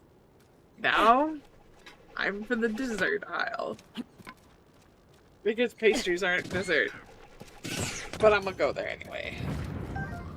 Oh, and then we get to have coffee shops. We'll just go down the list of places to eat and drink in the Twin Cities. Okay. Now we're gonna go back up to the cities Welcome again. to the Food Channel, Twin Cities edition. I'm the slippered foot Contessa. Oh. And this is not Jeffrey. I don't make chocolate cake. I make real solid brownies. Regular brownies, not special brownies. I haven't made special brownies before. Well, yeah. Okay. Yeah. What are we doing here? Oh yeah, okay. Oh my god. Travel, if you will, back to the Twin Cities. Oh my god. St. Paul. You stroll down Grand Avenue. This is old money, okay? This is old money. This is old school, alright? You travel up the rolling hills and you pass by all the McMansions. Be careful not to have your car fly into a pothole. But when you get to a specific intersection, there's a delightful establishment on the Four Corners called Cafe Latte. Now, if you're looking for a swell date night, you're looking for something filling, a little healthy, a little snack, a little treat, this is the spot where you have to stop and eat, because let me tell you, they have salad bar. They have soups that are quite good. They have rush bread. They have wood-fired pizzas. They have a coffee bar. They have a bar. And then Look out. the skies open after the darkest of days, and the sunbeam Moses extends his hand and hands you the manna from heaven. comes down on the tea. On the T. Lowercase t. Little tea. Cakes. And I know not everybody's a cake person, and I respect that, but you just let me have this moment, please. Turtle cake. It is a chocolate cake with chocolate buttercream, caramel drizzle, and whole pecans, and it's like layers. Leia's? Leia. So Leia did that, we have to say it like that? Layers. Yeah. I have a German chocolate cake, which I have never had, but I've heard is quite good. German chocolate does not do... It's good, I like it, but like... German chocolate doesn't do to me what it does to other people. So if you're a German chocolate person, you might enjoy that. They also make a mean cheesecake. I think we went one time, you had a mango lime cheesecake. And they usually have like a fruit. I don't know what place we're talking about at this point. Cafe latte. Oh, okay. Dear God. So, check it out. Alright. Do you want to throw it in there, or should I just keep going? Just keep on rolling. Alright, let's keep rolling. Now we're going to get in our car and we're going to go a little bit further north. And this time we're going to go to a little town called White Bear Lake. Okay? And in White Bear Lake, they have... It's very dramatic, your presentation of this place. Rude. Very rude. Because you like this place too. So I don't know where the attitude's coming from. Go for it. It's a walk-up shack called Cup and Cone.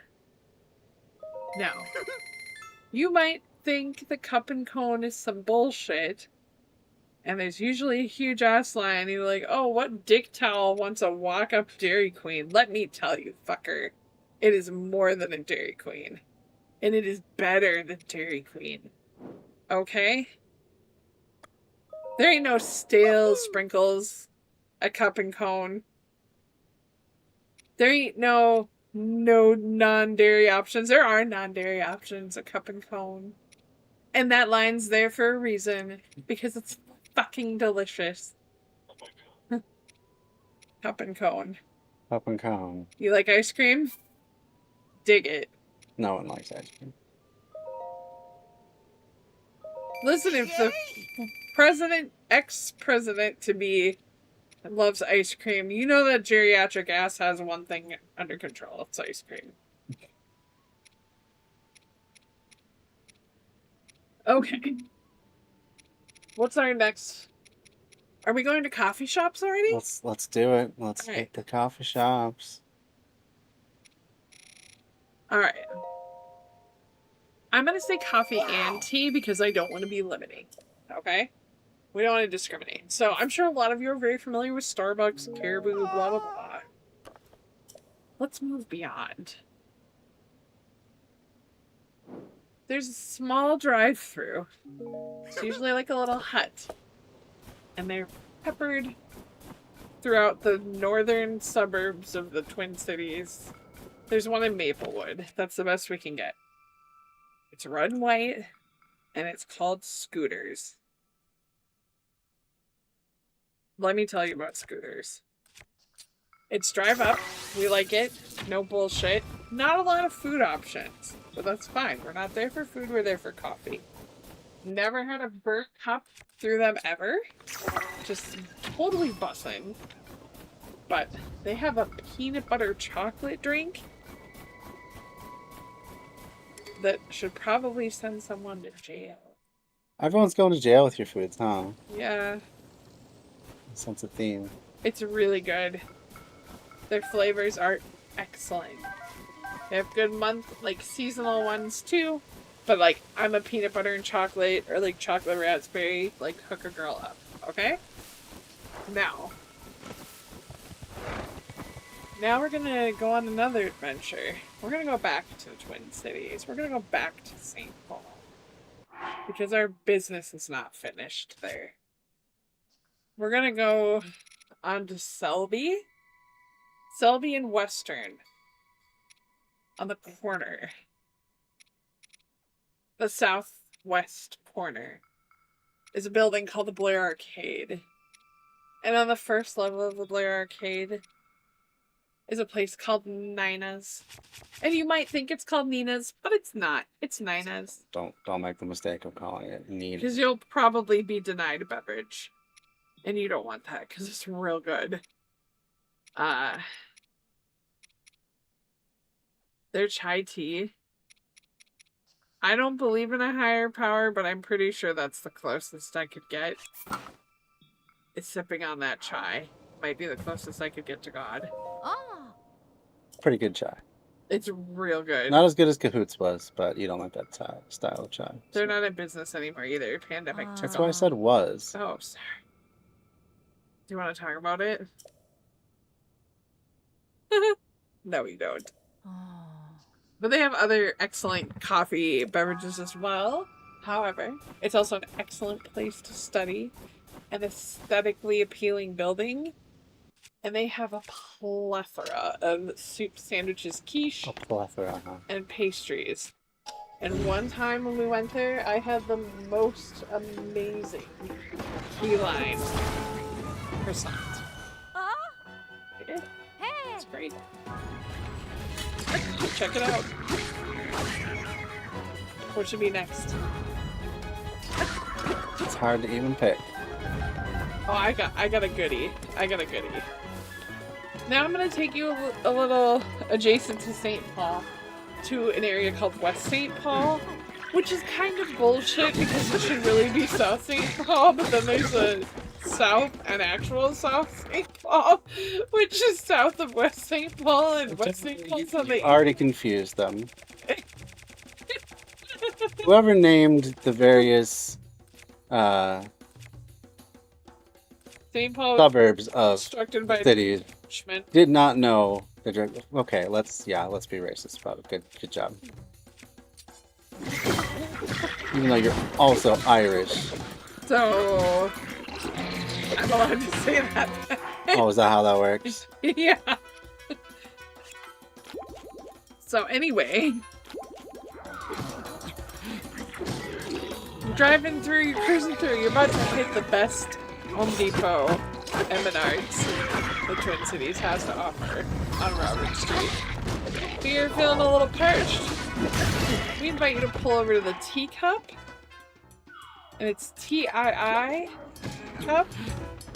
We didn't name it.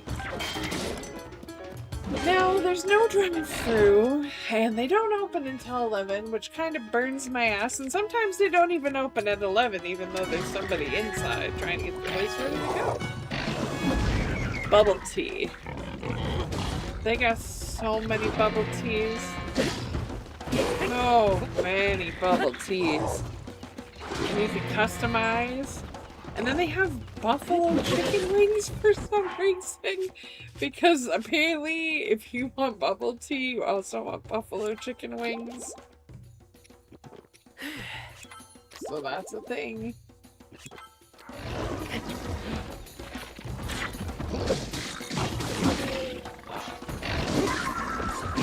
You're gonna add? No, you're doing a good job. Am I missing any coffee tea places?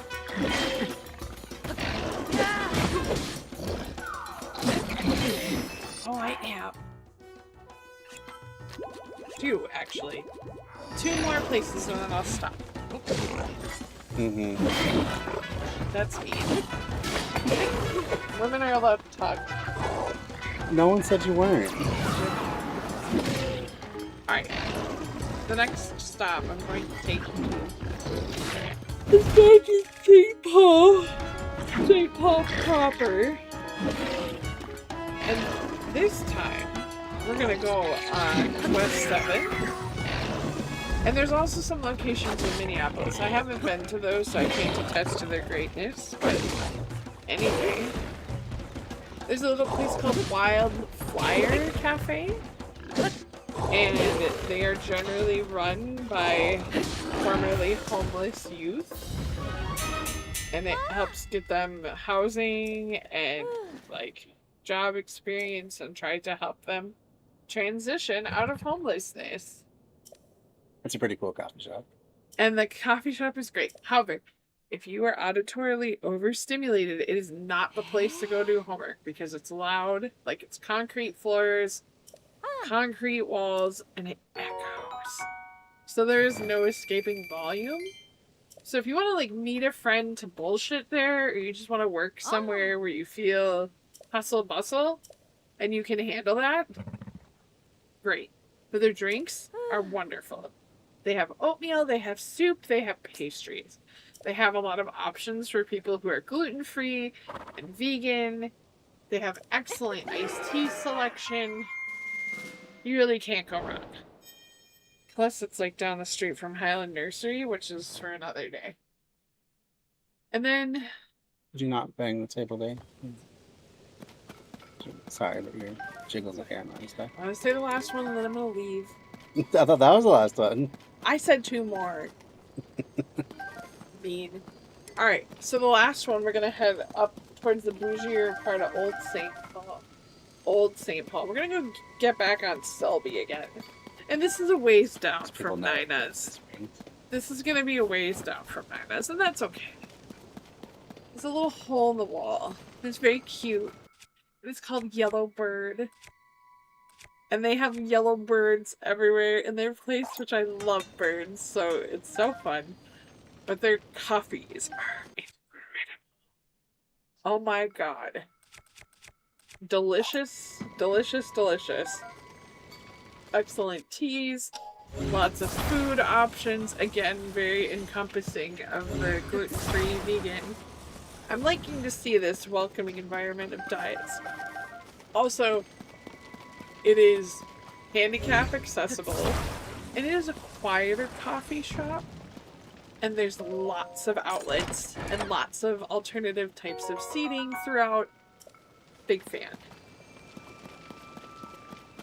So, that's my pizza, pastry, dessert, coffee shop recommendations for y'all. Maybe next time I come back, you'll have some recommendations for a better Democratic presidential candidate. Oh, there's plenty of recommendations. It's just not going to happen.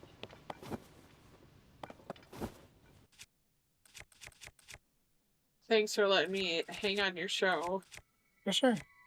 I almost felt cool for a little bit. You're definitely cool for a lot bit. For a little bit. Alright, guys, you know what I say. Be cool. Stay bussin'. Be nice. And don't forget to sign up for Fight Club. What? What are you... Why would you end that way? It's good. Because mysterious, huh? Yeah. Thanks for being on, Amanda. Yeah. Everyone always loves it when you're on the show. Did it feel good to get your opinions out? Yeah, but I'm still mad. Frustrations? Well, yeah, we're going to be mad. Like, We're gonna be. that's just how things are going to be. You gonna go for like another hour? What time is it? Yeah, maybe that long. I don't know. Alright. I'm gonna go check on Seattle Grace. Yeah, Amanda's been into Grey's Anatomy a lot, and she's Oh, gotten me into it too. I admit I like the show. I was gonna say, Amanda's into it. Amanda is into it. Excuse me? Yes, and I I had a hard time leaving today because there's some drama. yeah, it was the freaking season finale, and I wanted to know if Mark was really dead, and it turns out he is. Which is sad. But he might not actually be. Oh, is this going to be all some dream sequence or some bullcrap like that? Oh, I know. I would be a little pissed. I would lose a little respect. Mark Sloan. Love to see him. Sure, he's a good character. That's good art. Yeah. It's one of the best arcs on the whole show. Hashtag Mark Sloan for president. Oh, well, wouldn't be any worse, that's for sure.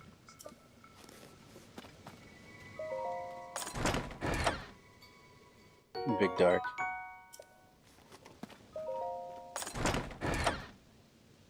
Alright, so we're just doing some random side quests here if you haven't been following along.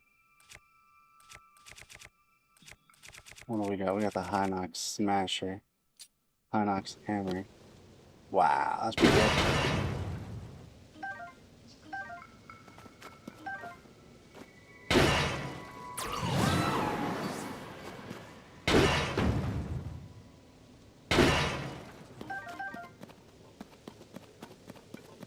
Lots of stuff to loot at this place. A snowball claymore. I don't know exactly what that's gonna do. Probably not a whole lot. So we'll just leave that. But yeah, it was good to get those frustrations out because I gotta say it's a sad state of affairs in America today. Not that it hasn't always been, but just one more example, you know.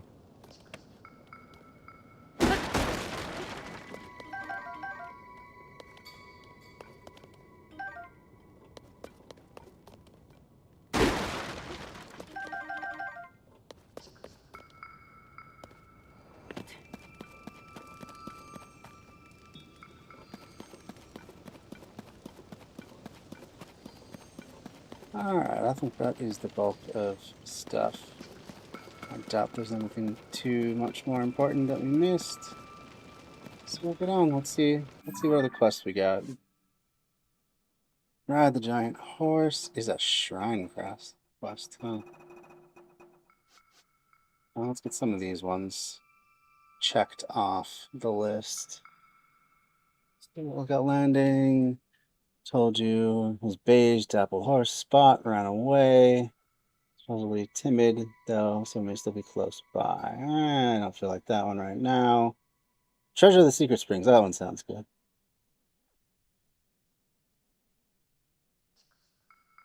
Center of 3 secret hot springs in the mountains.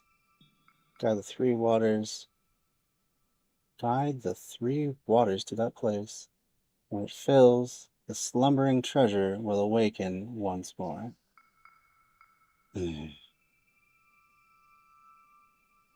Northwest Dorito Village, which is where the treasure mentioned in the book be hidden. Let's take a look. Back to the Hebron Mountains, which are already in Northwest. Let's see if we have. I bet these might be the springs. Sundra Basin. Where's oh shoot. What was the name of the springs? Sternita. Secret Hot Springs. Sternita Secret Hot Springs. To the northwest.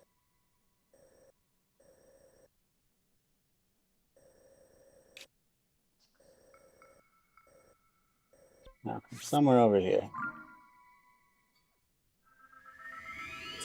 Figure out what that is. 23 waters.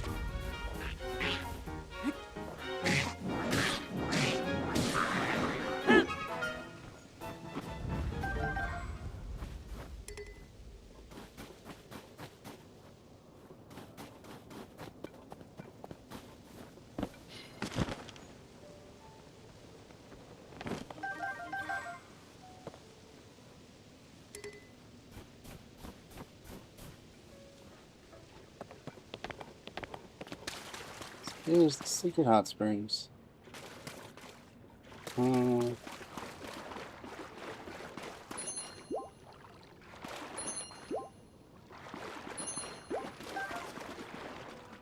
Trout.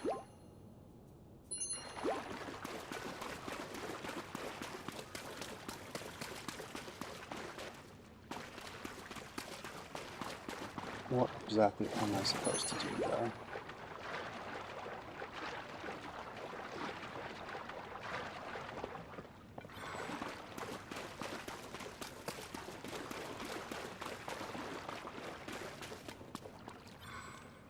Turn the water.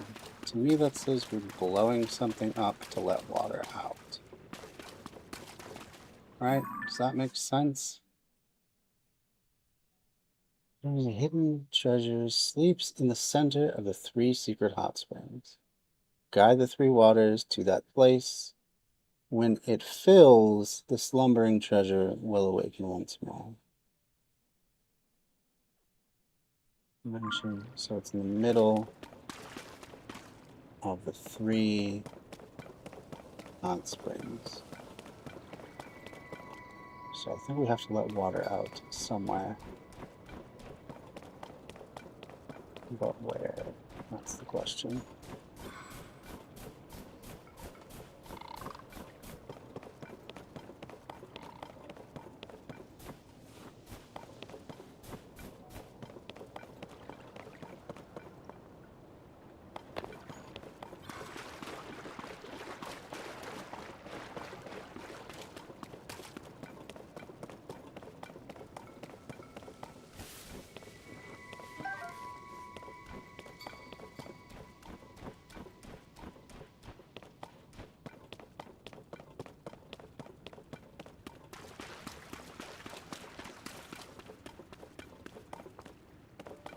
Mentioned slumbering treasure too, which sounds a lot like a rock golem. Or a Tallus. I don't know. That is an interesting mystery. Center of the 3 waters.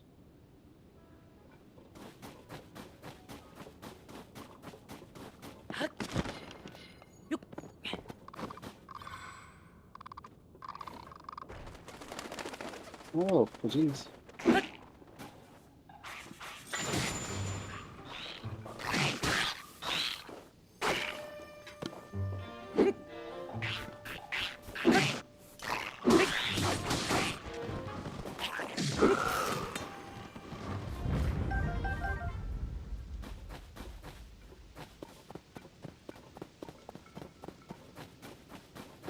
Treasure lies slumbering in the center of the 3. Is it that platform? I don't know. I'm not very smart about this sort of thing.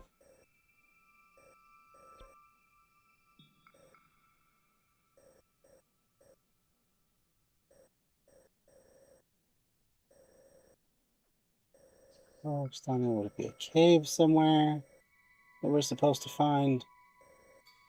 What that could be.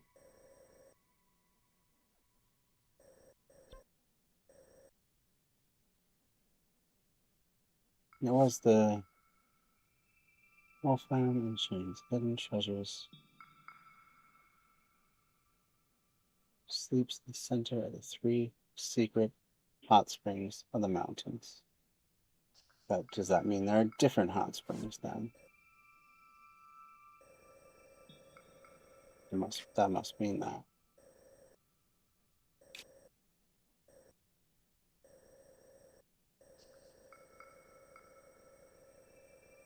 Where are there secret hot springs?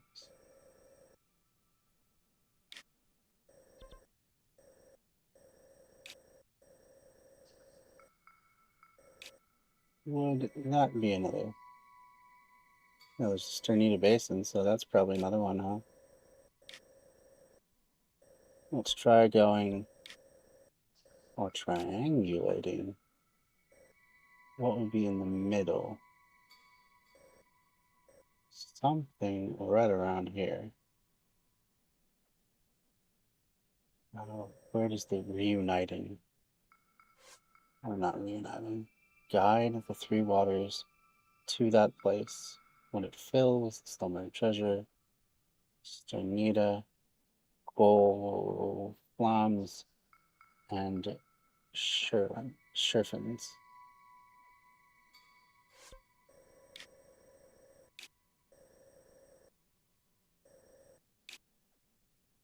It's so difficult to read. This is Gold Farm Secret Springs.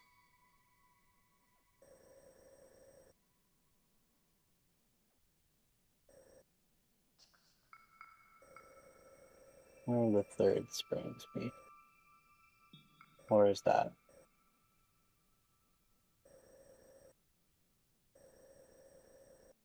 Formed a triangle. It will be something like that.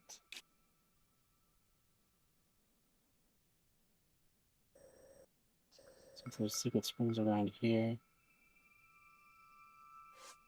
Let's see that again. Sherfin. Sherfin. Is there a place called Sherfin?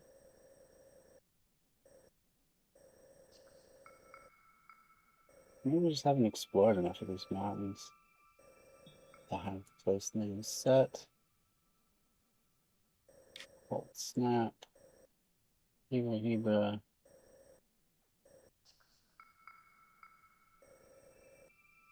Oh,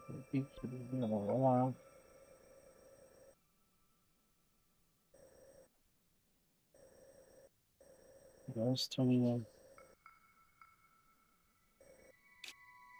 Oh, here we go. Sherfin Secret Hot Springs. Okay. So, in the middle, somewhere around here. Maybe guide the water to that place, though. That would be the question.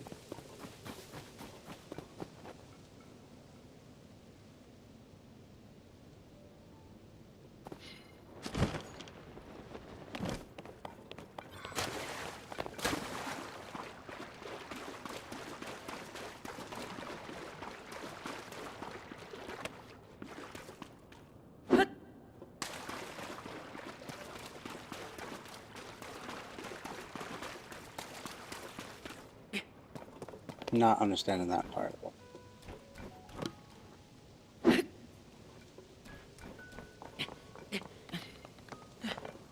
So filling and guiding water there. No idea.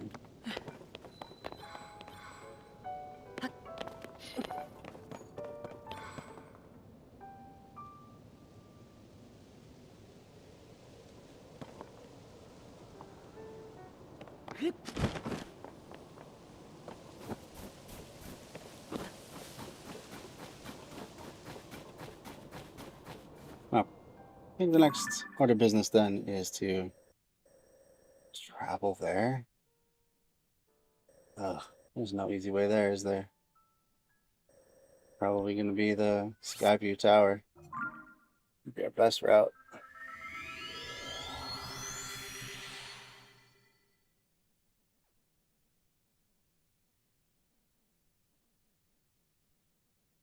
If this gets too frustrating, maybe I'll just go back to the main quest.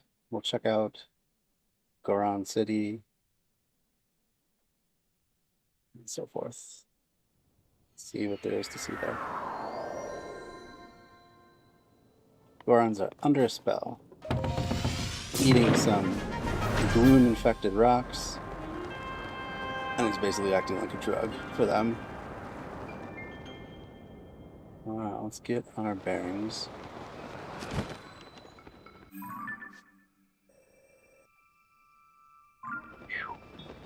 That was a ways away.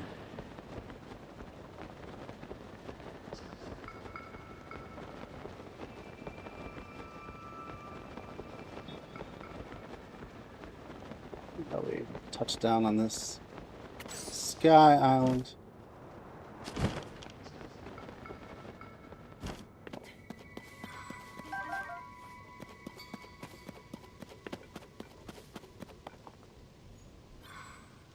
Interesting. How in the heck does this one work?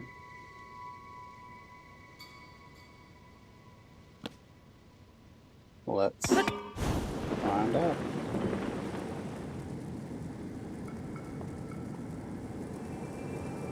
Why are we going up here?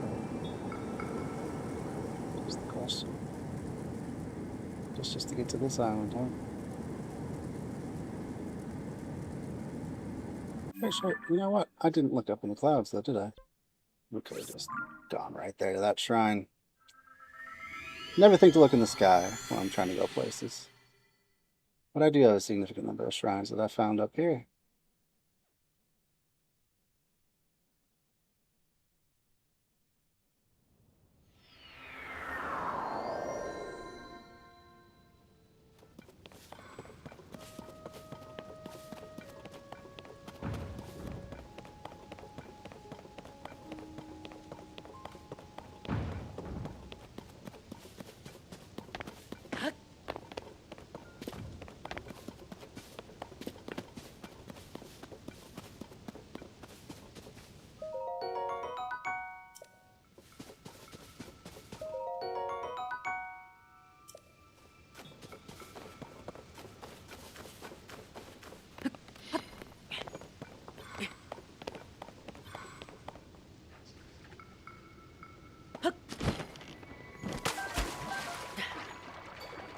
Party bags, nice.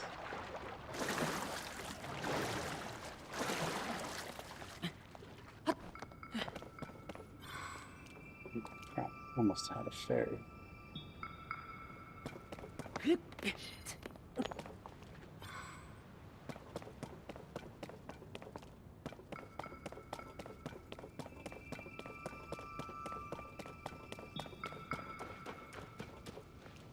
Let's try to get one.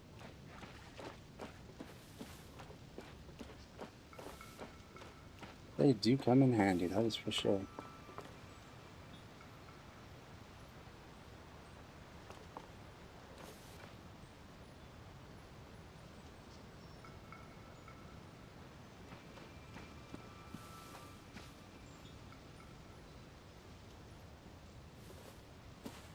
But you're not, Mr. Fairy.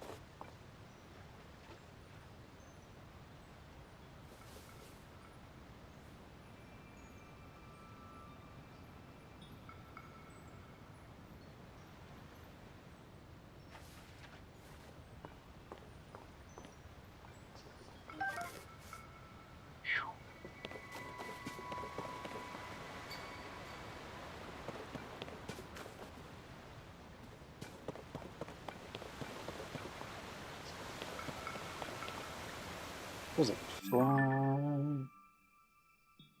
What's the temperature up here? It's pretty cold.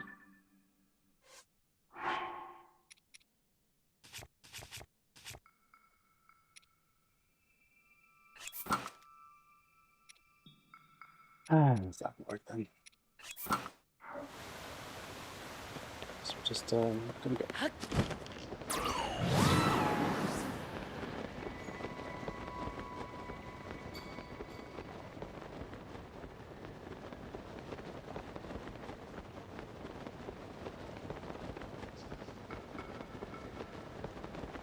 I think so. 5-pointed island. Let's see what's the what there before we make our final descent.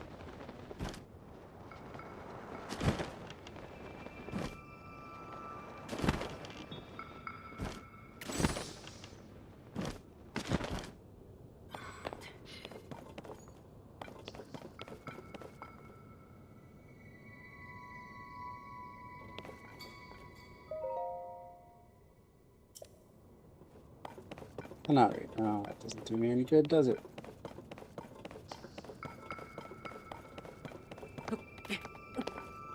Well, we'll leave that mystery for another time.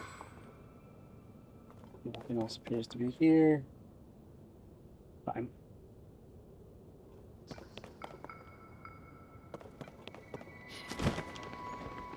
So here's approximately the midpoint between those secret springs.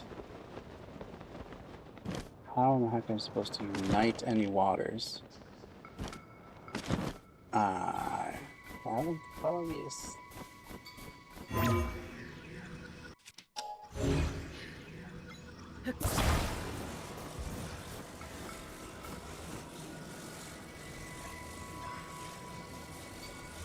What do we got?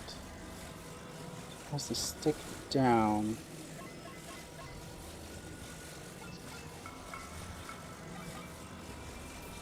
Something approximating that shape. Looks like.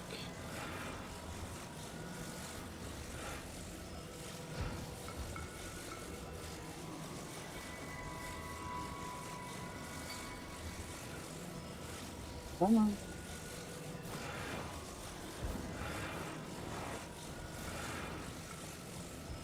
Not quite it though, is it? Not quite.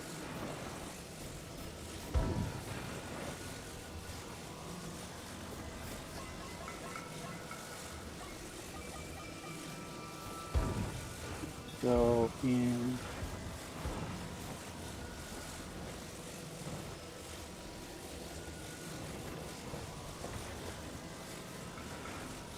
No. One there. And one more.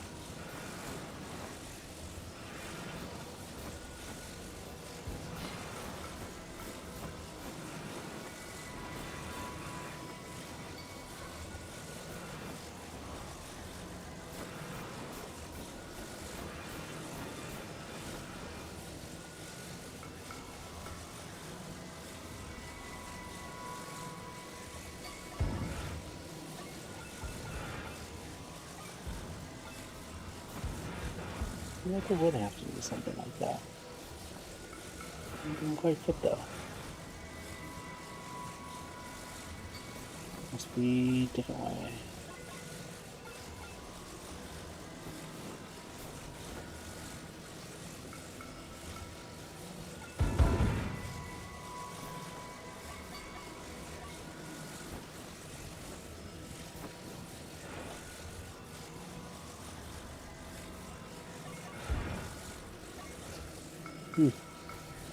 How can I make it fit?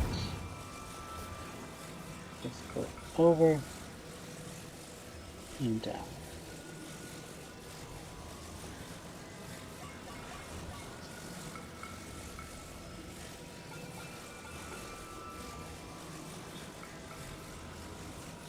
I'm totally missing something.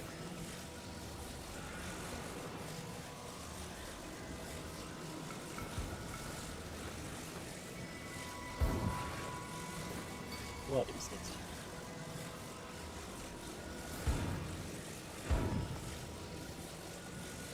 That part works.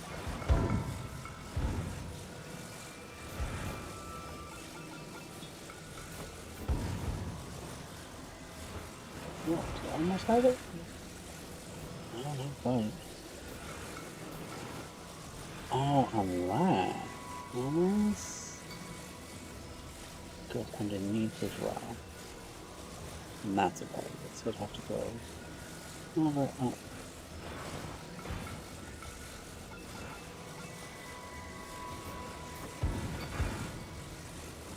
Oh, shit, I almost had it.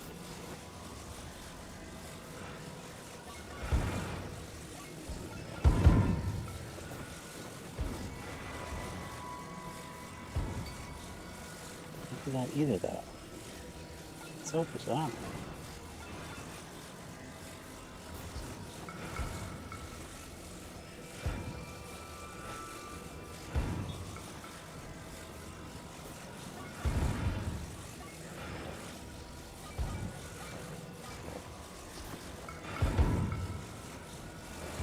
Now we're back to this. Which is just a step off.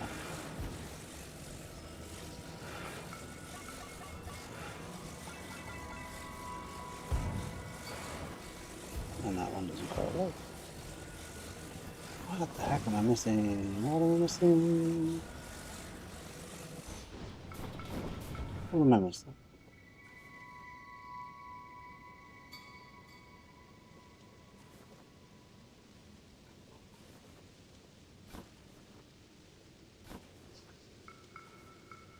But over one, there's no pattern on this that looks like that. That's the problem. No one that sticks out. It either goes straight over. No. Unless it's even more. Oh yeah, that's the key then. This one is here. So it has to mirror that side. Which means probably it's going to be that though.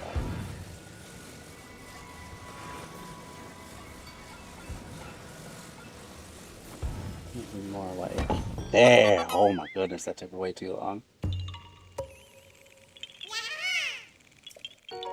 I mean, there's just enough, right? Just for a single color. Alright, back to the mission at hand. We are in the center point between all three hot springs. We're looking for something to bring the waters here and fill it up. No idea what that means. So we're gonna look for a cave, perhaps. Something out of place. Tell us what to do. Assuming that we're even reading the riddle correctly. So I'm not going to spend too much time here. So I don't want this to get too boring. And maybe we're one of those ones that I just look up a hint for. Not ashamed of that. I don't want to... Is it... Oh, it's not a cave. I don't want to spend my precious time banging my head against the wall. At some point, things become more frustrating than they are worth.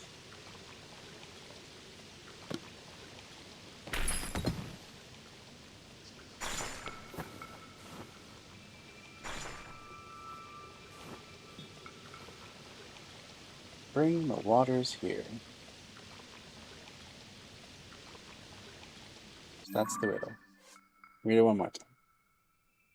Hidden treasure sleeps in the center of the 3 secret hot springs in the mountains. Guide the 3 waters to that place, so it's a single place in the center. When it fills, the slumbering treasure will awaken one spring. So it's got to be something here. Hidden treasure sounds to me like an underground place. Could it just be this thing? That would be kind of... Nah, it's a large zone art. That can't be. That can't possibly be the treasure. Gotta be something here where we will fill water up, drain water, some such thing. It's probably a cave of some kind.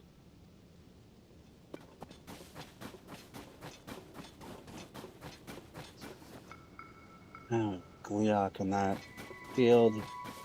I'm not about to go fight. I tried fighting a depths Gleok, and I made some damage against him. I've built up quite a few Keith's eyeballs, and those are pretty key to fighting the Gleoks. But, yeah. Then he'd get in a shot or two, and he would just totally wreck me. So, give up that quest for now. Like, once I get some armor enhancements, be able to fight some of these tougher monsters. But, you know, like I said, or like I showed, that is, I can take on Phantom Ganon. Beat him, I think, 3 times now. And I believe it's a different version each time. Just give me something different each time. So it probably shows up in different places. It gives me different stuff. I got a Gloom Club, I got a Demon Bow, and a Gloom Sword. Or some such thing.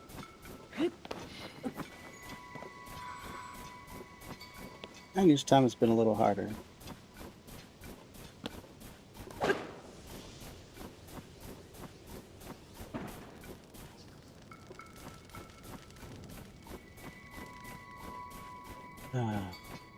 If I wander too much more, I'm gonna come across this dude.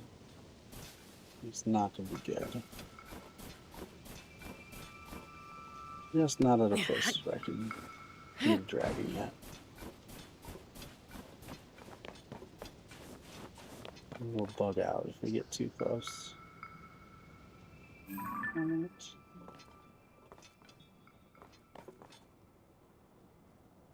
Guess I hope you're right. It's just herbs. Thought I saw something else. Not quite sure what.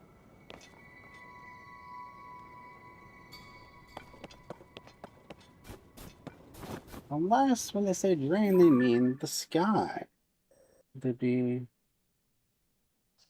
an island we could drain. That doesn't seem bloody likely. So imagine. Oh, no. Imagine if we drained this. Let's stamp a pin there. Oh.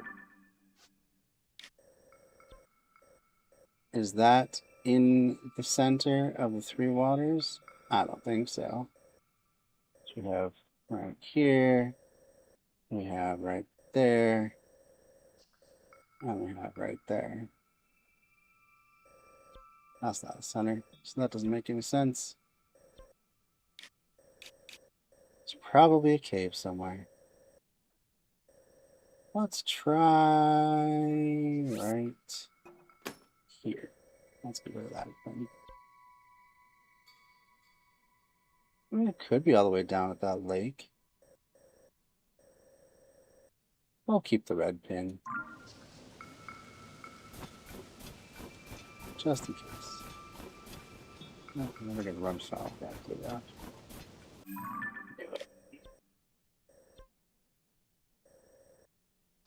Really have not explored a whole lot of this area, I guess.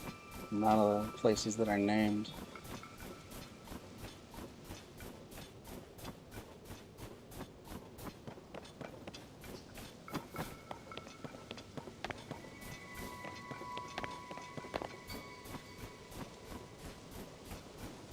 Here, kind of search around and see if we can find any caves. Any description. Not seeing much. Not seeing much at all. Area's a bit desolate. Not a lot going on.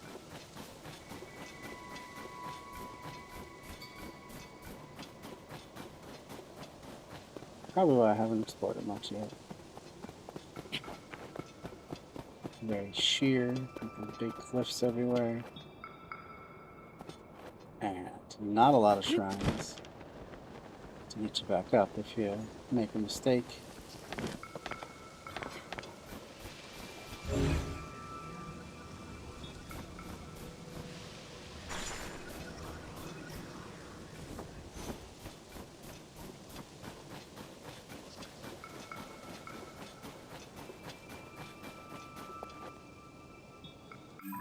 So, I believe, yeah, we want to stay up on top of this cliff. We don't want to go down, we just don't want to hit that rock. It's gonna be hard. We will do our best.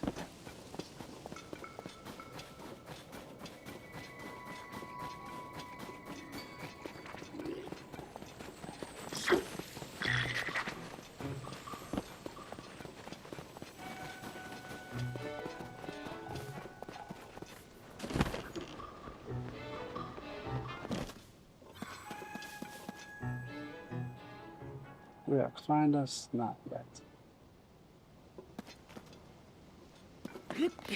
Ah, is there a cave anywhere about here? Random boards.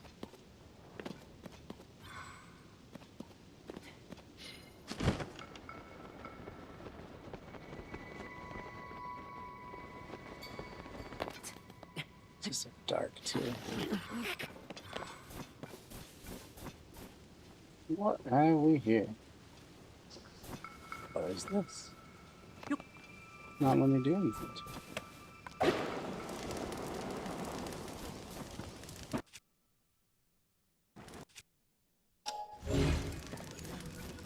That's bizarre. Random statue.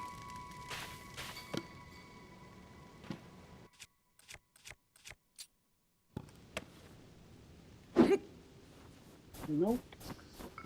Just a piece of scenery as far as I can tell.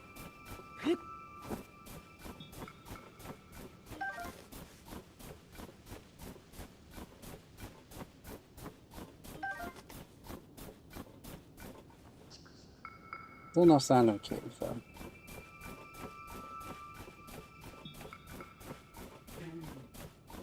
Don't think that's a destructible rock. I think that's just the bottom side.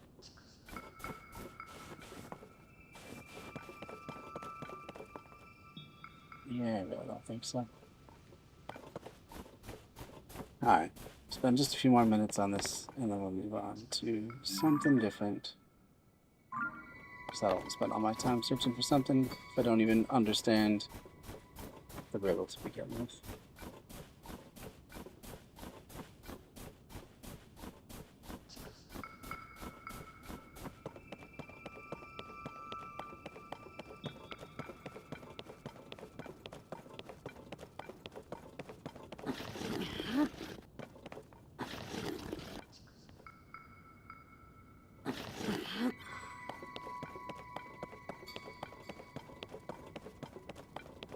Just nothing out.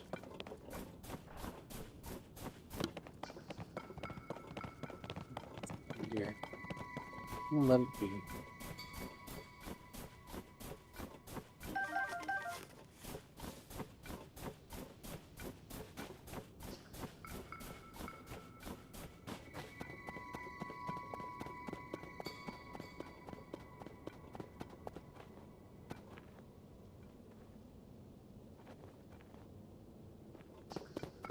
Bring the three waters together in the center of all of them. What could that mean?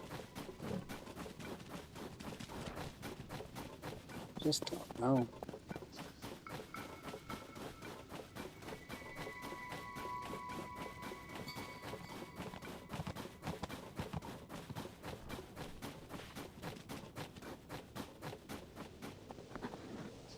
Alright, last area to check.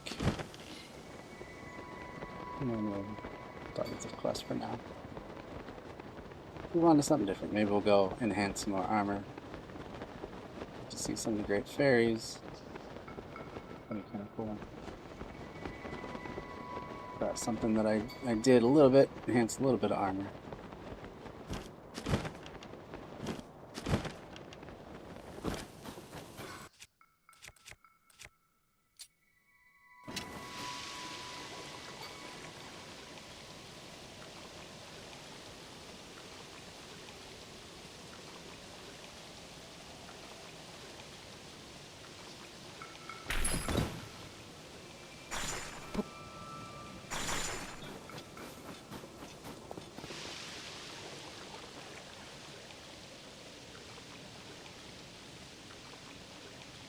Rock in here?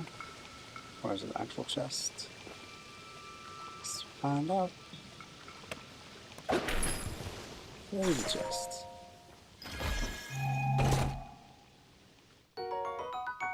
Oh boy. Alright.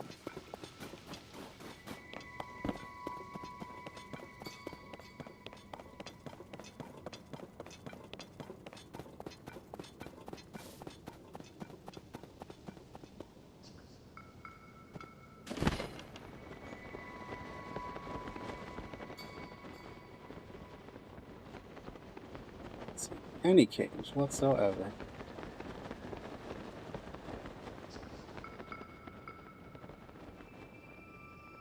It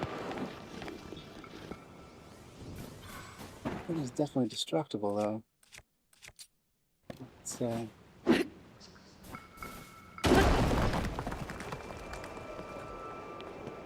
it's just an updraft.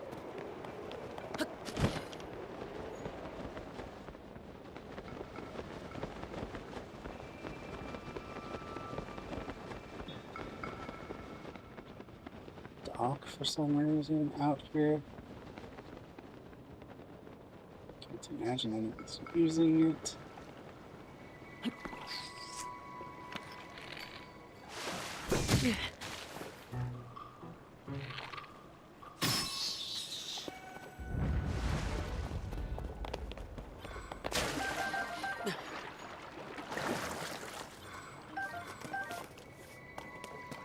Want to be able to make a boat, but why? Where would you go over here? What's the point? Where are we sailing away to? Just across the pond? Is that it? Is that a cave, perhaps?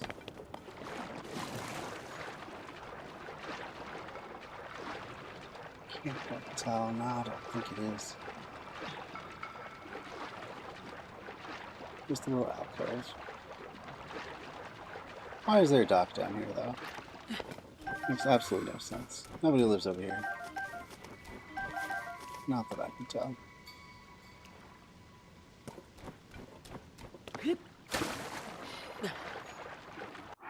Should be able to put on my swim mask.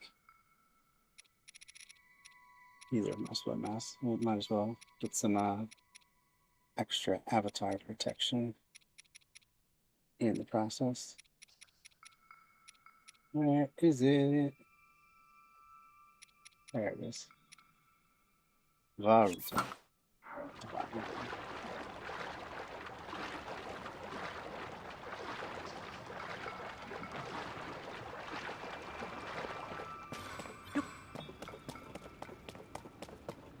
What is the purpose here? Something out there? Oh, there's a treasure chest.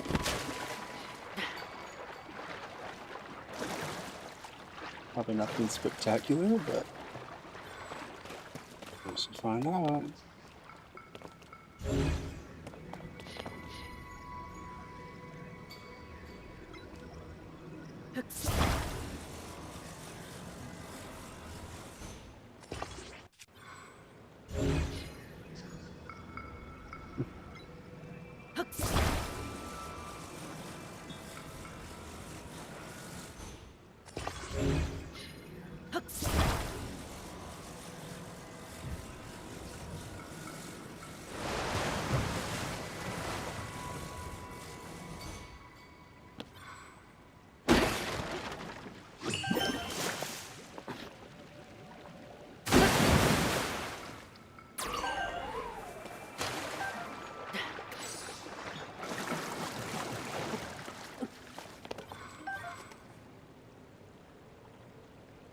is a cave. How did I not see that?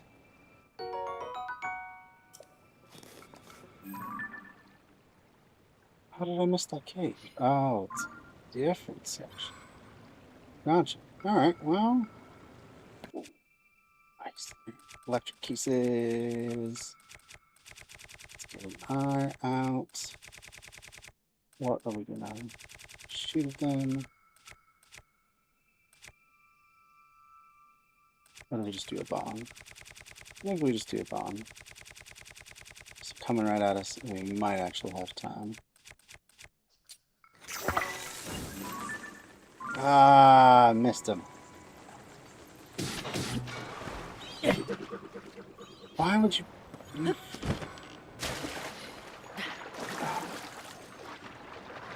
mash too many buttons at once. That is so annoying. Well, at least my friends got some of them. Of course, it's where do their eyes fall? Right there.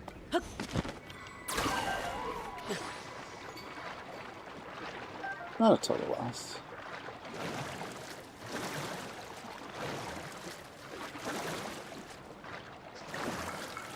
Bomb took too long to attach, though.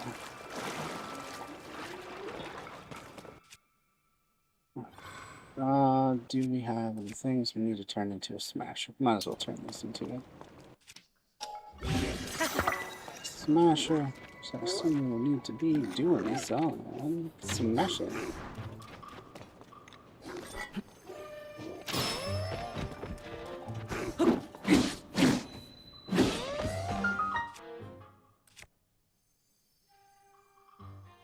Alright, you know what? I've wanted to use this one for a while. So let's do that.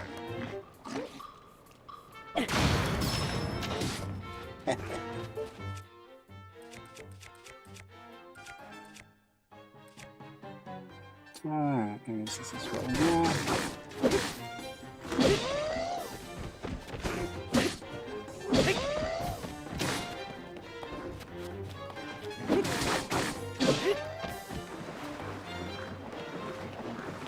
Oh, nice, look at that.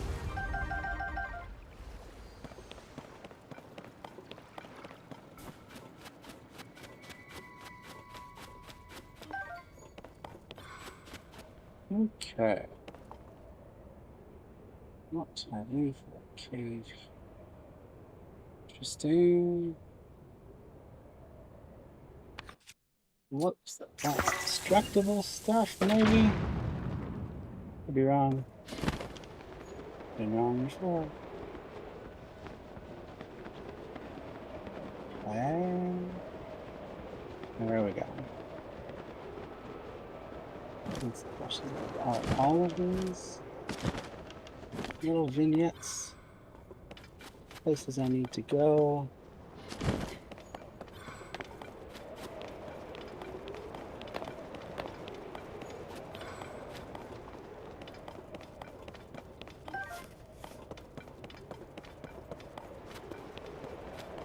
Let's try and get up to that one.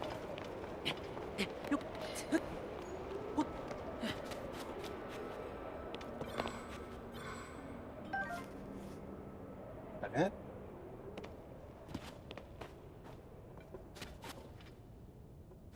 Oh, weird. Look at that. So boy.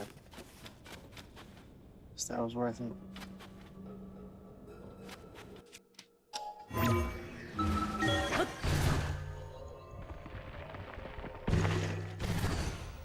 Now, wrong button.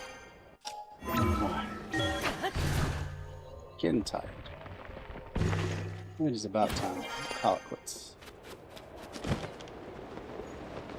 Let's assume. Oh, we have another cave over here. Let's assume. Oh, interesting. As soon as you get through the cave, though, that'll be damage. This tree. Oh, heck yeah. This is likely some super cool gear. I'm really hoping it's like climber's pants or climber's tunic. Something like that. It'd be really nice to have. But we'll find out. Frostbite headdress. Cold weather attack. Oh, very cool. Cold woolen cloth produces frost. Low temperature environments. Let's give it a try. Ooh. Look how cool we are. Very fancy. Well, that's definitely worth it already.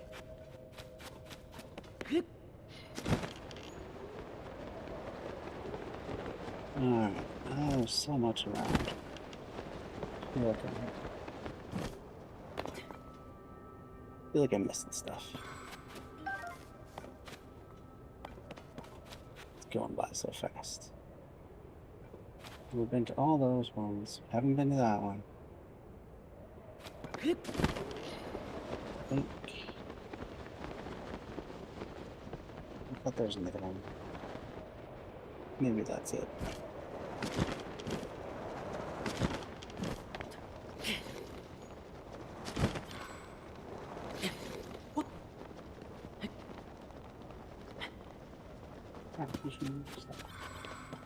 Oh, another?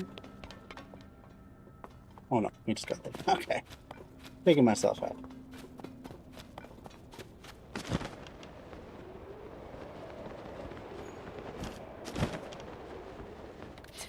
Is that it? Is that all we get? Nothing up higher?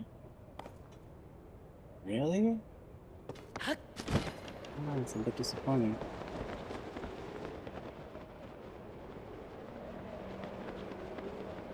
Oh yeah, what's over here? There we go. You say there has to be at least a bubble frog in here.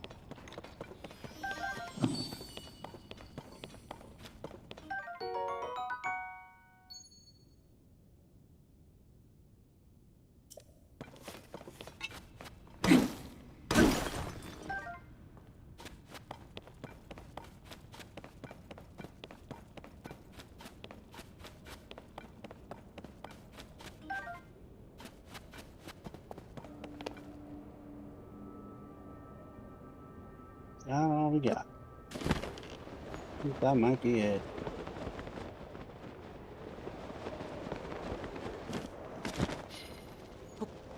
I guess these lizards are indicating something.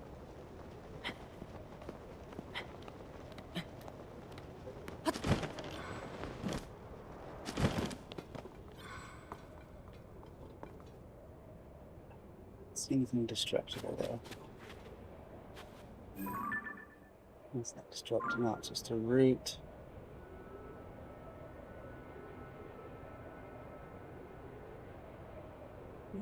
Those boulders might be destructible. I doubt it though.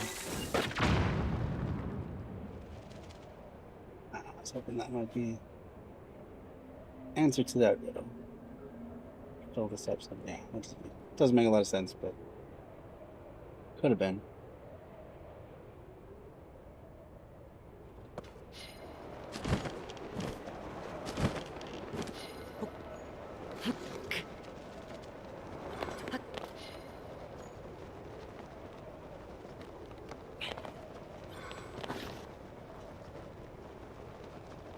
Alright, I do believe that's what we got. I think that's it. A little disappointing. But the headdress is cool. I don't know what it really means. The thing's gonna freeze when I hit him. Just wearing the headdress. I don't know.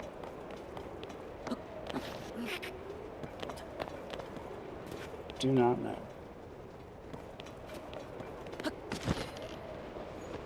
Yeah, where's the light up cave?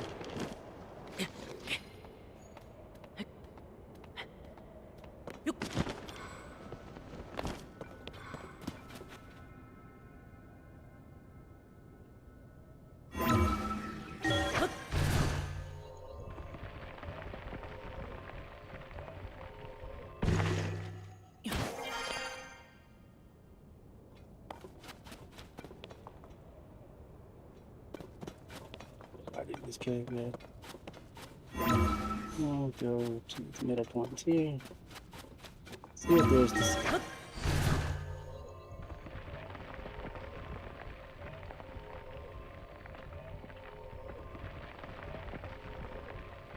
That is a long way up.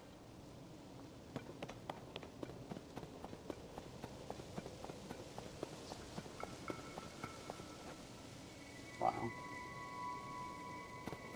Well, that's probably enough bum around the cold areas for now. Seriously doubt we're going to find much of anything else.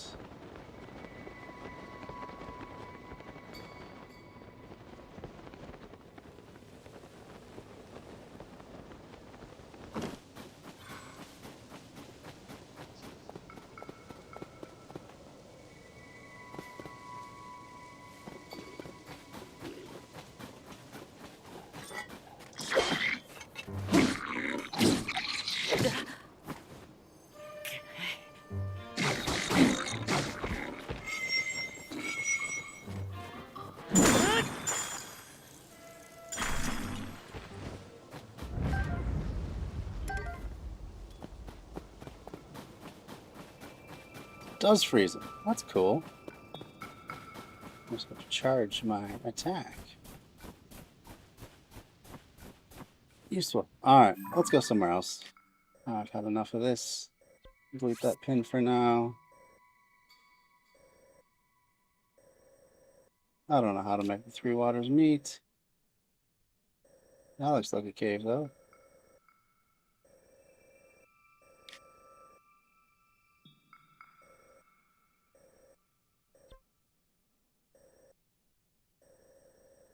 I wish I could figure that part out. It's what it means. Just if I had a direction. No, I do not.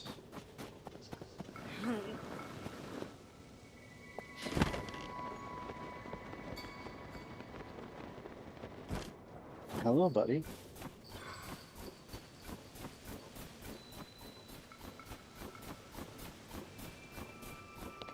Interesting. Going this way.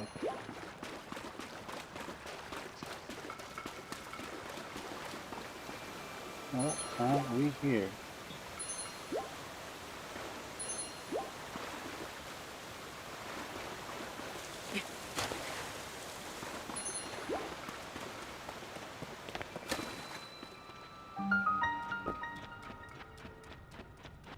There's a cave in here.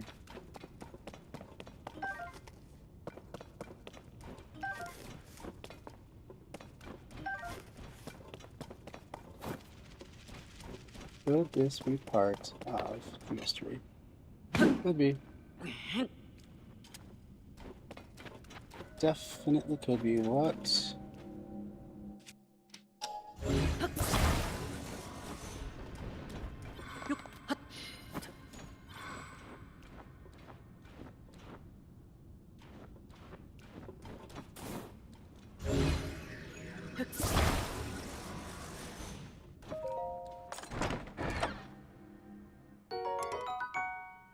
It's not bad though. Claymore. You probably get rid of random wooden stick that we picked up.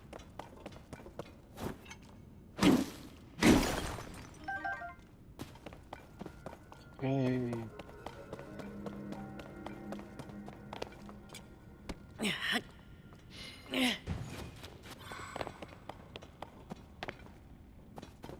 We got some destructible rocks. Just for just a minute.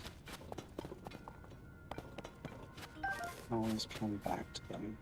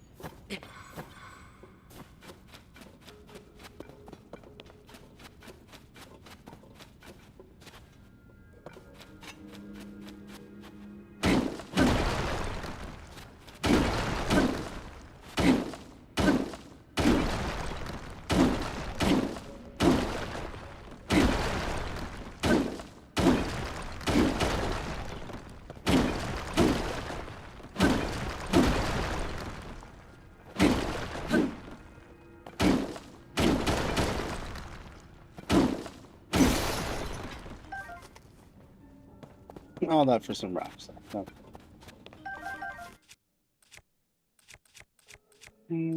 Just get Topaz Rod.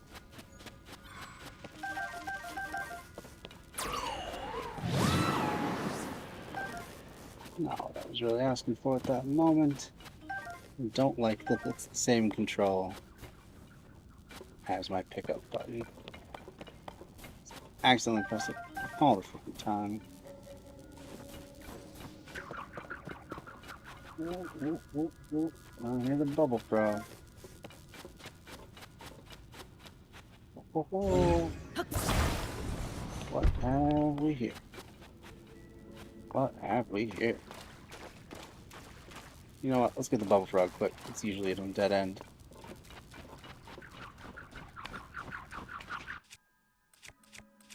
We're just gonna smash our way through. Oh, not including toll. No thanks.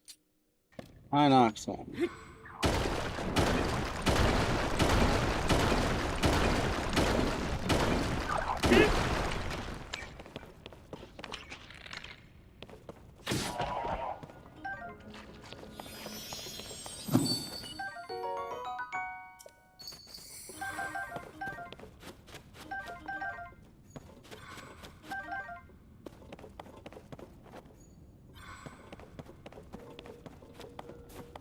Alright, not bad.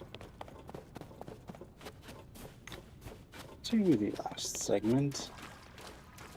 Intriguing part. A brawl. To what, may you ask? Who knows? Not yet. Let's see where this leads us. This leads us. Whoa. Well, now that's a beautiful sight. A weird mushroom palace.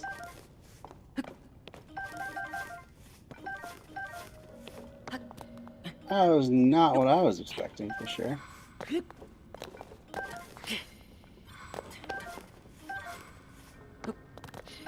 There's all kinds of mushrooms. Party truffle. Stamella shroom. Stamella shroom. Bright caps. Amazing. What was our place? Was it me? Why is it here? Is this ice destructible? It's not looking promising.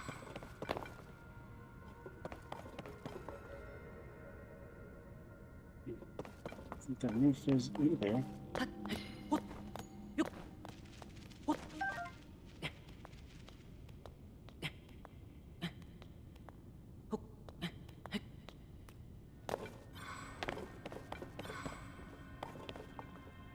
I don't know what I'm supposed to get out of this other than a bunch of freaking mushrooms. Why that one? It's so completely random. Alright, we're gonna try it. We got full health.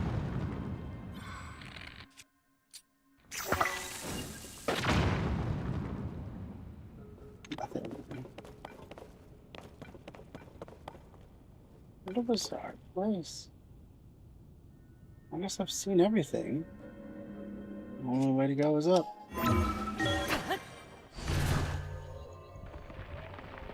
That was weird.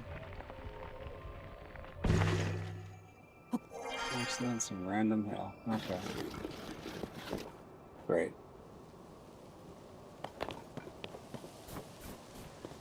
How bizarre. Oh my God, that's...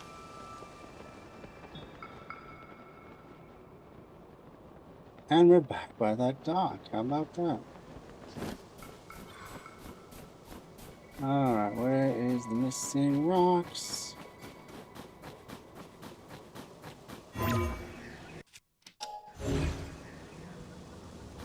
Where are the missing rocks? There's one.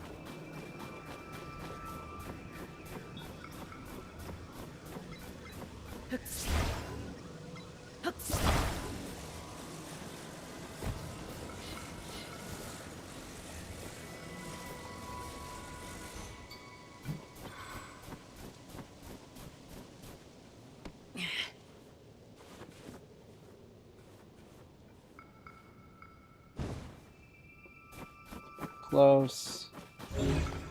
And there's another missing rock.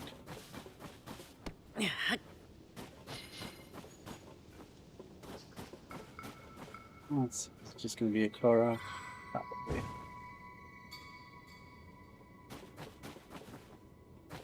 Is it really not close enough?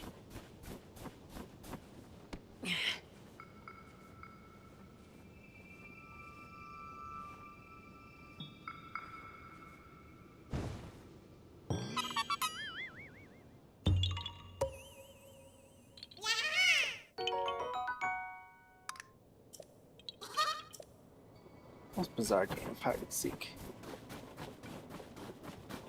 Only they seem to know what they're doing.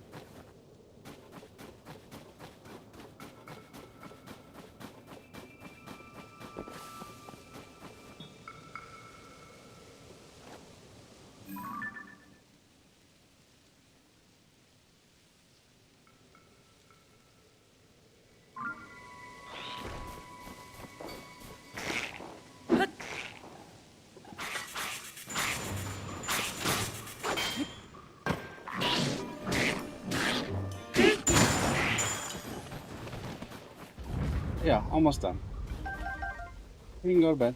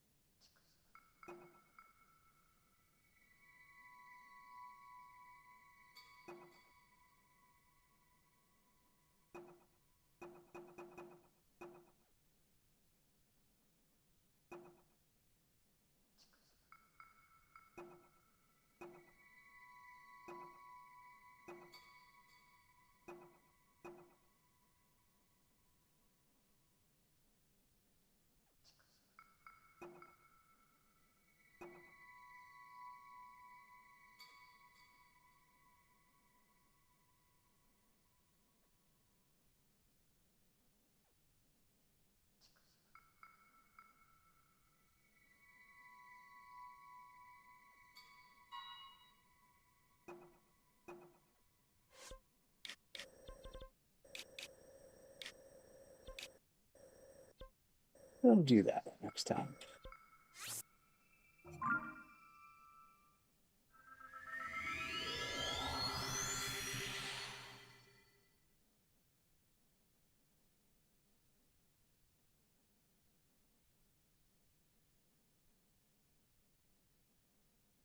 All right, everybody. Thank you all for joining. Watching after the fact, as it were.